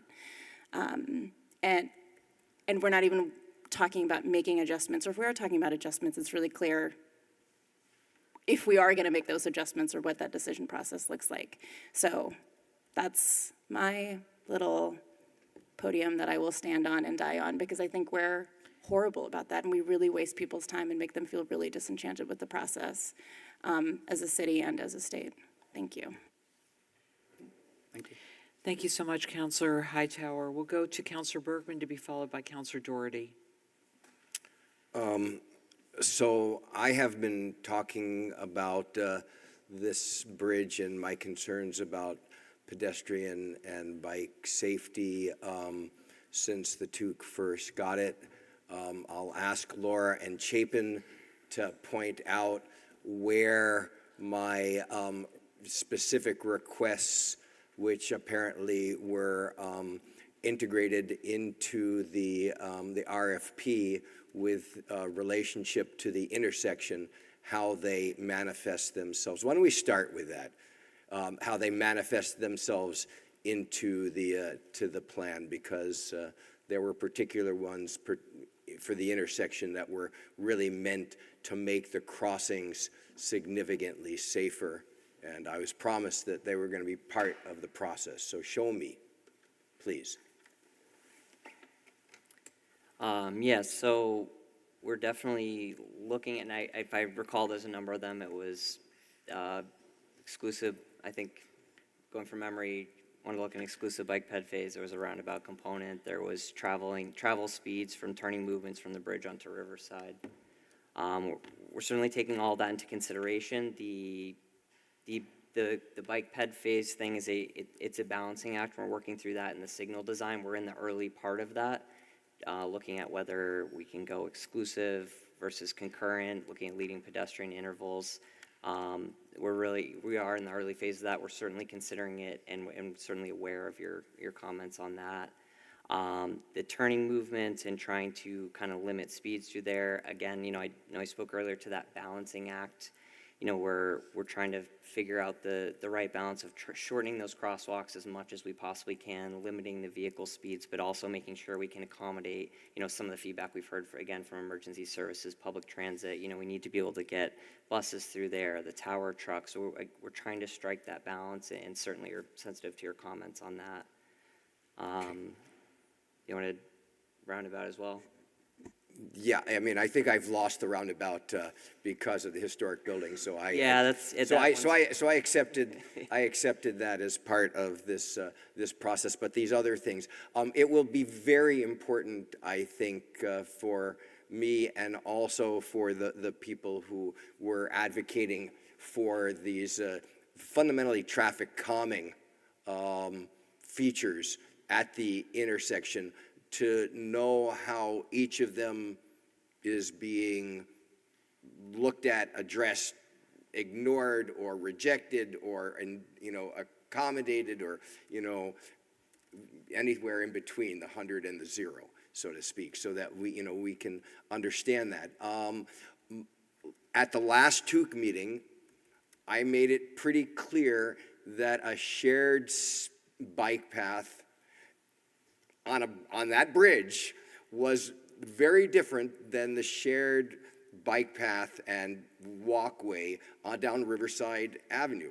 I run on Riverside Avenue. I go from my house when I take a run. It's like run to the bridge and back, right? It's a mile and a half. It's a really great little 3-mile loop. And that's pretty easy because I've got green belts, I've got a whole lot of other space to get away when a bike comes screaming down or 2 of them come up. Not so easy on the Winooski Bridge. And I expressed that at the last TUC meeting, and I really do believe that a separated or protected bike lane is essential over that bridge. How we get it, I mean, I hear even in advocates talking about changing the locations. So one side, say I guess it's the west side of the bridge is, is bigger than the east side. I mean, I think that is where more pedestrian traffic is, and you have to be a maniac to take a bike over. When I hear all the people who have taken their bikes over, I go, not in a lifetime would I do that, and I ride like almost anywhere. I guess that the question that I've got in terms of the projected bike lane, and it relates to the expansion of the car lane widths, is what will it take to have a protected bike lane there, or lanes there, because people got to go back and forth, and why can't we not increase the travel lanes for the cars, just, and use that, or why can't you make the bridge a little wider, right? I don't know. Well, I'll speak to a couple different parts of that. The delineation of bike and pedestrian space, we've certainly, heard that feedback. We're definitely, sensitive to the, people in the room who spoke to that, as well as your thoughts there.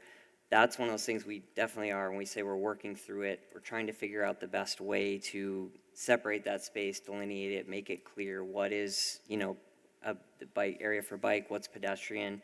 We're looking into that directionality, trying to look at our bikes crossing in both directions, from the Riverside path, let's say. When we speak to the things we are considering changing, like we said, the width, for one side of the shared use path to the other is something that, we're open to looking into. So we may be able to reallocate some of that space, say, to Riverside, to more clearly allow for bike traffic in both direction and pedestrian traffic as well. In terms of the lanes on the bridge and the, travel lane versus shared use path, space, as we're moving forward, we're really going with the, Vermont state standard of 11-foot lanes and the 2-foot shoulder, as we noted. And again, it's that balance of we're trying to improve this crossing for all roadway users while also acknowledging, when it comes to the lanes, that this is a principal arterial, it is a U.S. route. So that's how we're planning to go forward with that. And, I don't believe we're looking at changing the lanes on the lane width on the bridge itself. So we're trying to really, of the 24 feet of shared use path space, allocate that as best we can to provide that separate space.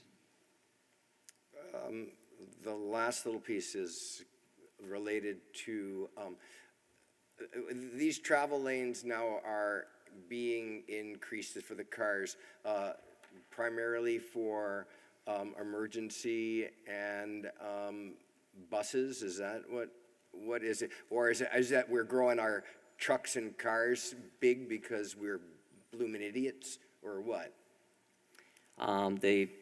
The buses and emergency vehicles are certainly an aspect of it. That's, one of the, with every one of those groups that we've met with thus far, they've expressed, having real troubles getting those vehicles across the bridge as is. I believe some of the ambulance providers have noted, actually hitting mirrors with other cars. So, again, it's that balancing act of trying to make it work for all users. So yes, it is a slight increase in the roadway width, but it's a significant increase in the width, what are now 6-foot sidewalks on each side that will become those 12-foot paths on each side. So it's that balance of trying to make it work for everyone. let me just end by saying I appreciate that for the emergency vehicles. It will speed up everybody else. And the predominant vehicular use, motor vehicle use, are cars. There is no doubt that build it big and we will drive fast.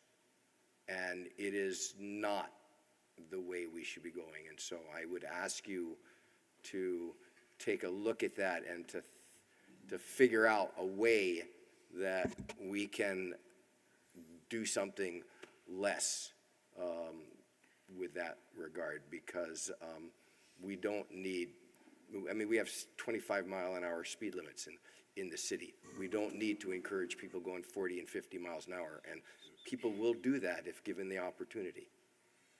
Thank you. Thank you. Thank you very much, Councilor Bergman. We'll go to Councilor Doherty and then Travers.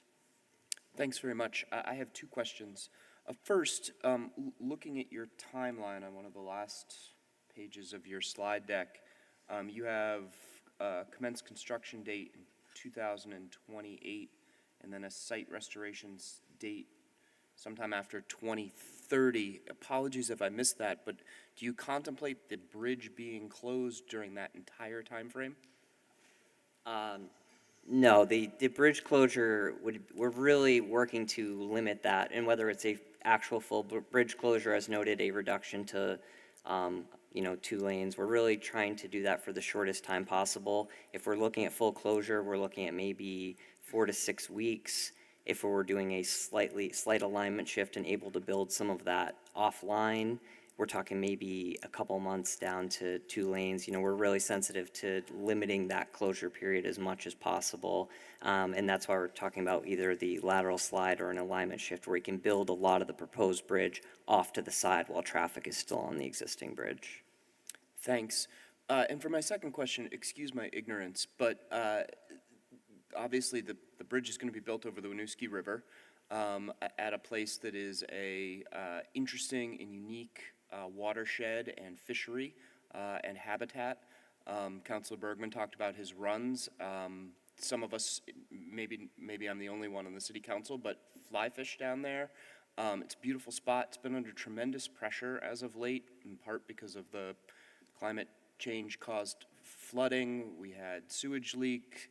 At what stage in the project, and perhaps at the state permitting process, at what stage in the project do you engage with the potential environmental effects of just doing the construction in the river itself?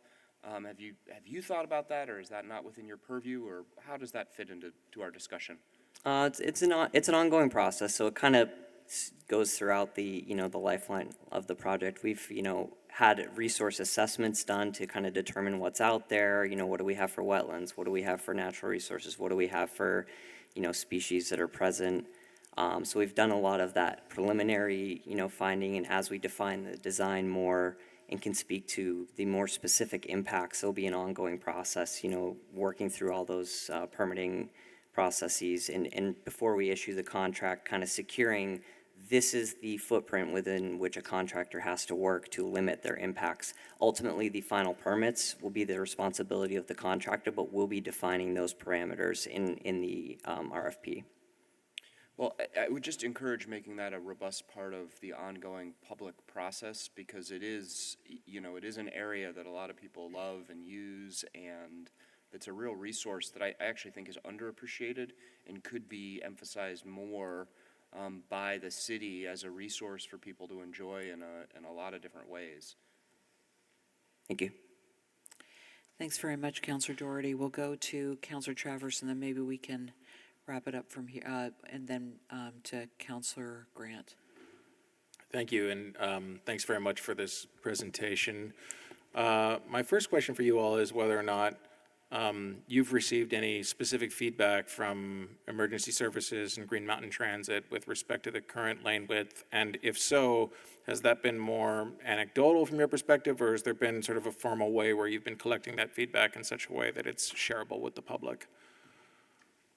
I'll jump in. So we have had very specific one-on-one conversations with those various groups. So it's not anecdotal necessarily in that regards. They have shared their trouble getting across the bridge, lost mirrors, things like that, and their concerns. They are documented in what we would call meeting minutes. We haven't put them out there on the website as public material, but see no reason they couldn't be. Okay.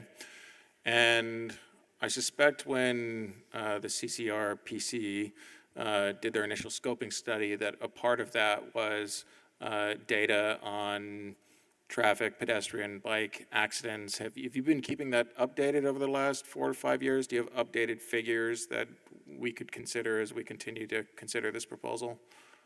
Fairly certain we have those updated numbers, and we're also putting a pedestrian camera out there for pedestrian counts pretty soon as part of the grant obligations. So we're going to have very accurate numbers at that location soon too.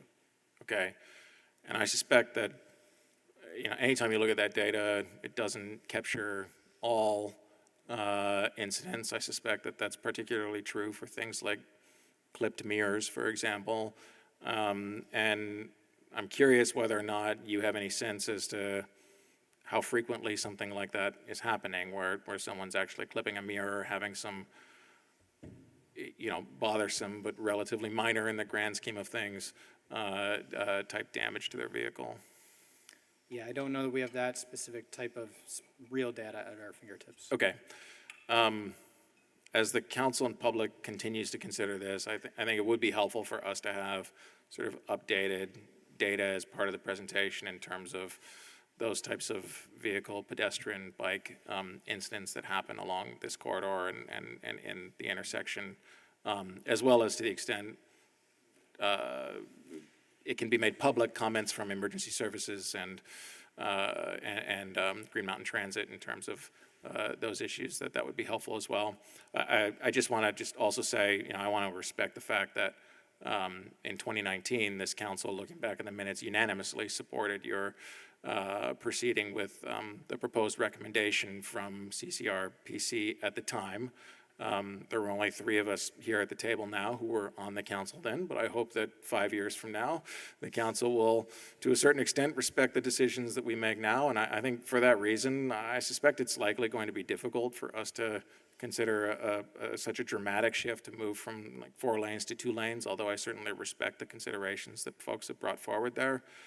I do think that the frustration that we've been hearing from a number of people in the public, and I think if you see any of our email inboxes over the last few days, you'll see that frustration as well, has been around the fact that, the diagram that we're seeing here in terms of the lane structure is the same diagram that was presented to the city council 5 years ago in terms of how the lanes would be broken down. And there seems to be some sense among the public that the proposal that we've seen is not reflective of some of the feedback and a lot of the feedback that you've been hearing from the public, specifically with respect to pedestrian and bike access. So I trust, as you've been saying now, that this is by no means a final form and that you're still taking those under consideration. Allow me to add my own voice to those that would like for us to look further at the pedestrian and bike infrastructure here, potentially seeing if there is any way for us to widen those paths, perhaps to see if there's any way to have protected bike facilities here. I understand the emergency services and transit concerns, but do we need 11 feet in both lanes to address that? Could there be an 11-foot bus and fire lane and then a 10-foot lane next to that for car travel? Because speaking for myself personally, I've never gone down the bridge and said, gosh, these lanes are too narrow when I'm driving down it. I have walked down the bridge and have thought this sidewalk is too narrow. And so I would be very interested in our doing everything we can to explore the extent to which we can have more protected bike and pedestrian infrastructure within this structure that you put forward here. So thanks. Thanks very much, Councilor Travers. We'll go to Councilor Grant, and then we will make a motion to suspend our rules. To the point about those sidewalks, they're terrible. So I commute from Burlington to Essex. I'm on that bridge all the time. And and a lot of times I see like trucks. They straddle both lanes in order to get through. So I'm like, we should have a single lane. And if you have single lanes, And then, and correct me, is the rotary going away? I can't, so the rotary's going to, so if you have a single lane, and then that single lane ropes around, then people can split off as they need. I'm thinking of going across the bridge and heading over to Route 15, and then where it splits to the other side. I don't know if that would necessarily have the backup that you think it will. There's significant backup. Some of it's a time of day. Like if I have a city council meeting, then I will leave earlier on that particular day. So I will hit a lot more traffic, and things back up significantly on one of the single lanes coming off of Route 15 because of the 2 lanes coming through the rotary. If you actually only had 1, it might make things go faster. So I don't know if you've looked at that at all. I think that drivers adjust in a way that you may not realize. Just my perspective as being a constant commuter on there. And it's not safe for people walking across the street. We do have the flashing lights, but inevitably, so you have 2 cars coming, one will stop, the other one won't. I see that all the time. All the time. So it's not very safe for pedestrians right now. Now, where you want to do the 4-way intersection, so how many lanes does that make a person have to cross? Would that stop all the vehicles in order for people to cross safely? Yeah, there would definitely be pedestrian phases and pedestrian control where all the lanes are stopped so they can cross. Okay. Have you gentlemen been up to Montreal and see what the innovations they've been doing with their bike lanes that are protected? The split of the shared use path and Yeah, striping? Yeah, so we are aware of that type of delineation. So we are looking at a array of striping and signing and different markings within that shared use path. Because I love what they've been doing up there. And then I will be done. Thank you. Thank you so much. Yes. So we need, if there's no one else who wishes to speak to this item, we'll let you go. Oh, I've got one more question, if that's okay. Okay, all right. But before we do that, we should go and make a motion. It is now 10:32. We've reached the hour past 10:30. Just to remind the council that anyone who wishes to make a motion to suspend our rules, we do have a brief local control commission meeting that we were going to do after the deliberative agenda. It's short, but we do need to get that done this evening.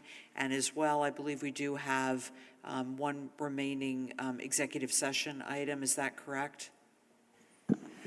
President Paul, we were conferring, and given the lateness of the hour, we think we can try to work with privileged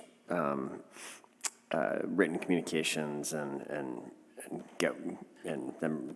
that could be sufficient to keep the item moving and bring it before the council properly prepared. Okay, then City Attorney Pellerin will discuss the appropriate motion since we didn't make that after the meeting. So yes, go ahead, Councilor Shannon. I move to suspend the rules just to complete the Local Control Commission agenda.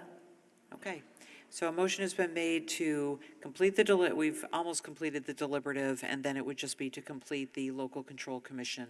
There is a second to that by Councilor Hightower. Requires 2/3 vote. All those in favor of that motion, please say aye. Aye. Any opposed, please say no. Okay, thank you so much, Councilor Shannon and Councilor Hightower. Councilor Hightower, you wanted to make another comment on this, and then we'll close out this item. Great, which is I assume that the bridge needs to be replaced, but also I assume part of the reason that this came forward is the number of accidents that happen on the south side of the bridge, and part of the reason there's improvements considered there. So I guess I'm curious as to how many, obviously we're not getting our circle, which is fine, but how many of the improvements that we're making are going to be reduced or even obliterated by an increased speed from people coming off of the bridge? Do we know that? So I guess if we heard the question correctly, you're wondering how many of the crashes or incidents right on the south side that we're trying to reduce through the intersection project are now going to be increased by an increased speed on the bridge? Yes.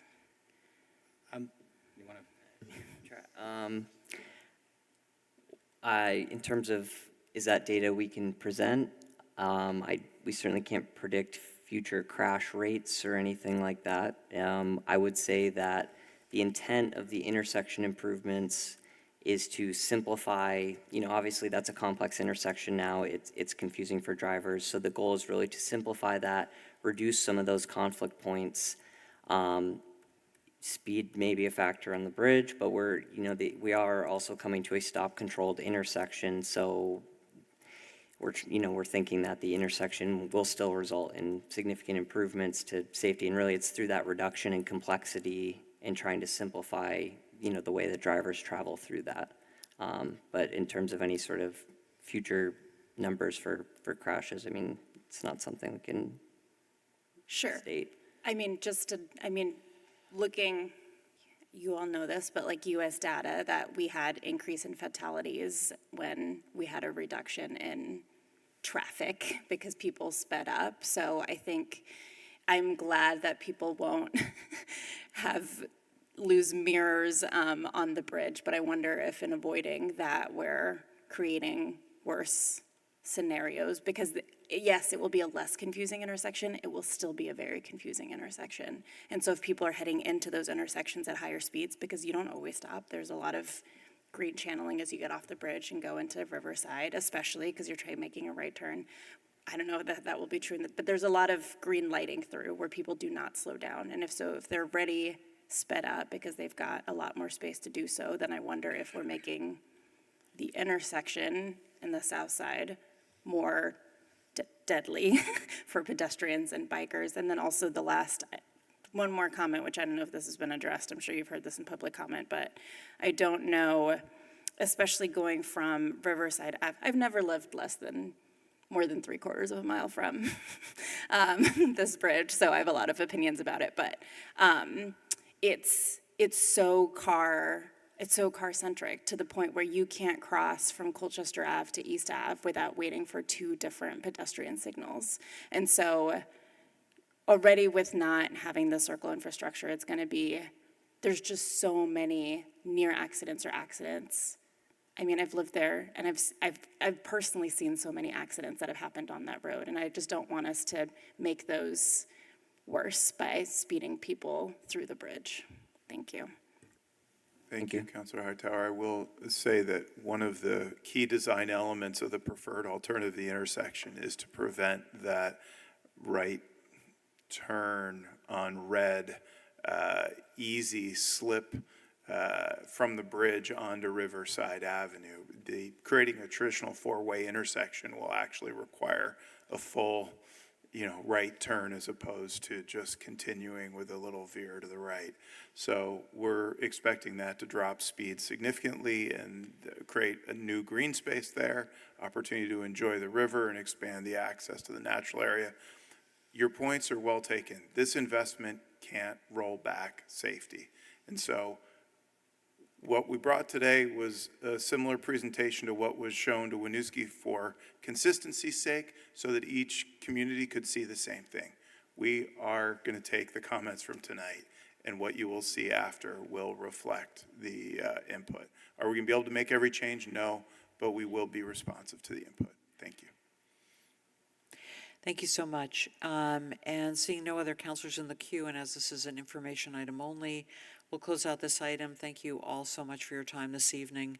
Thank you. I would say this is not just a generational project. I would say it's a multi-generational project. I don't know that I don't know how many people remember when the original bridge was constructed, but I would imagine it's more than one generation. It was after the flood of 1927. Okay, there you go. So it's been a while, several generations, and probably will be for many, many, many years to come.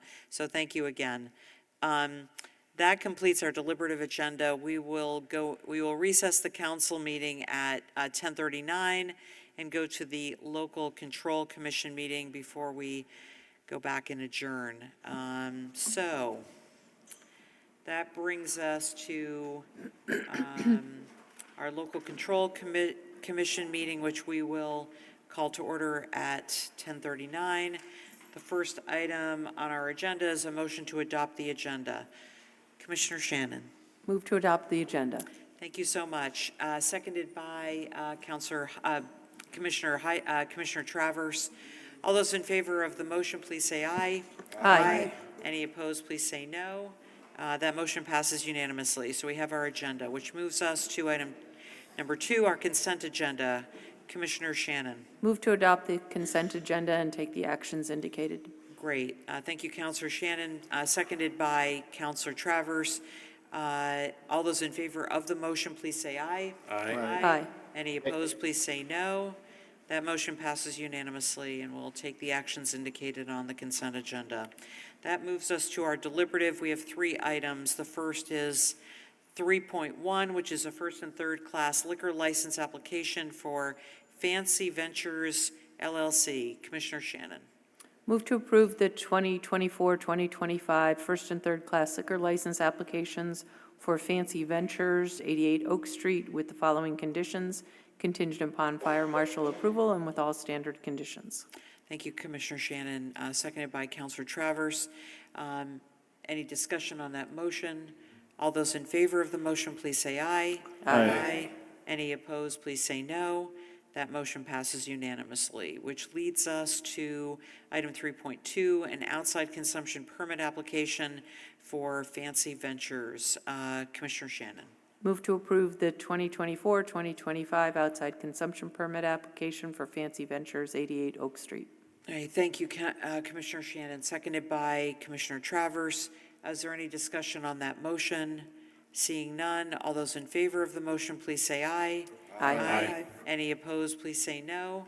That motion passes unanimously, which brings us to the third and final item on our deliberative agenda, first and third class liquor license application for Frankie's. Commissioner Shannon. Move to approve the 2024-2025 first and third class liquor license applications for Frankie's, 169 Cherry Street, with the following conditions. Contingent upon fire marshal approval, all city permits need to be closed out with all standard conditions.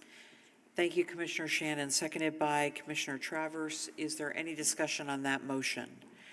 Seeing none, all those in favor of the motion, please say aye. Aye. Any opposed, please say no. That motion passes unanimously. That completes our deliberative agenda. And with that, the Local Control Commission agenda. And with no objection, we'll adjourn the Local Control Commission meeting at 10:42, returning to our recess City Council meeting, which we are at the end of that agenda as per the suspension of our rules. Is there a motion to adjourn our council meeting? I'm not sure who said it, but I believe it was Councilor Doherty. We're going to give him that. And we'll let Councilor Shannon be the second. All those in favor of the motion to adjourn, please say aye. Aye. Any opposed, please say no. That motion passes. Just wanted to let the public know that we will be having a special meeting next Monday, January 22nd, and we will look forward to seeing you then. Have a great evening.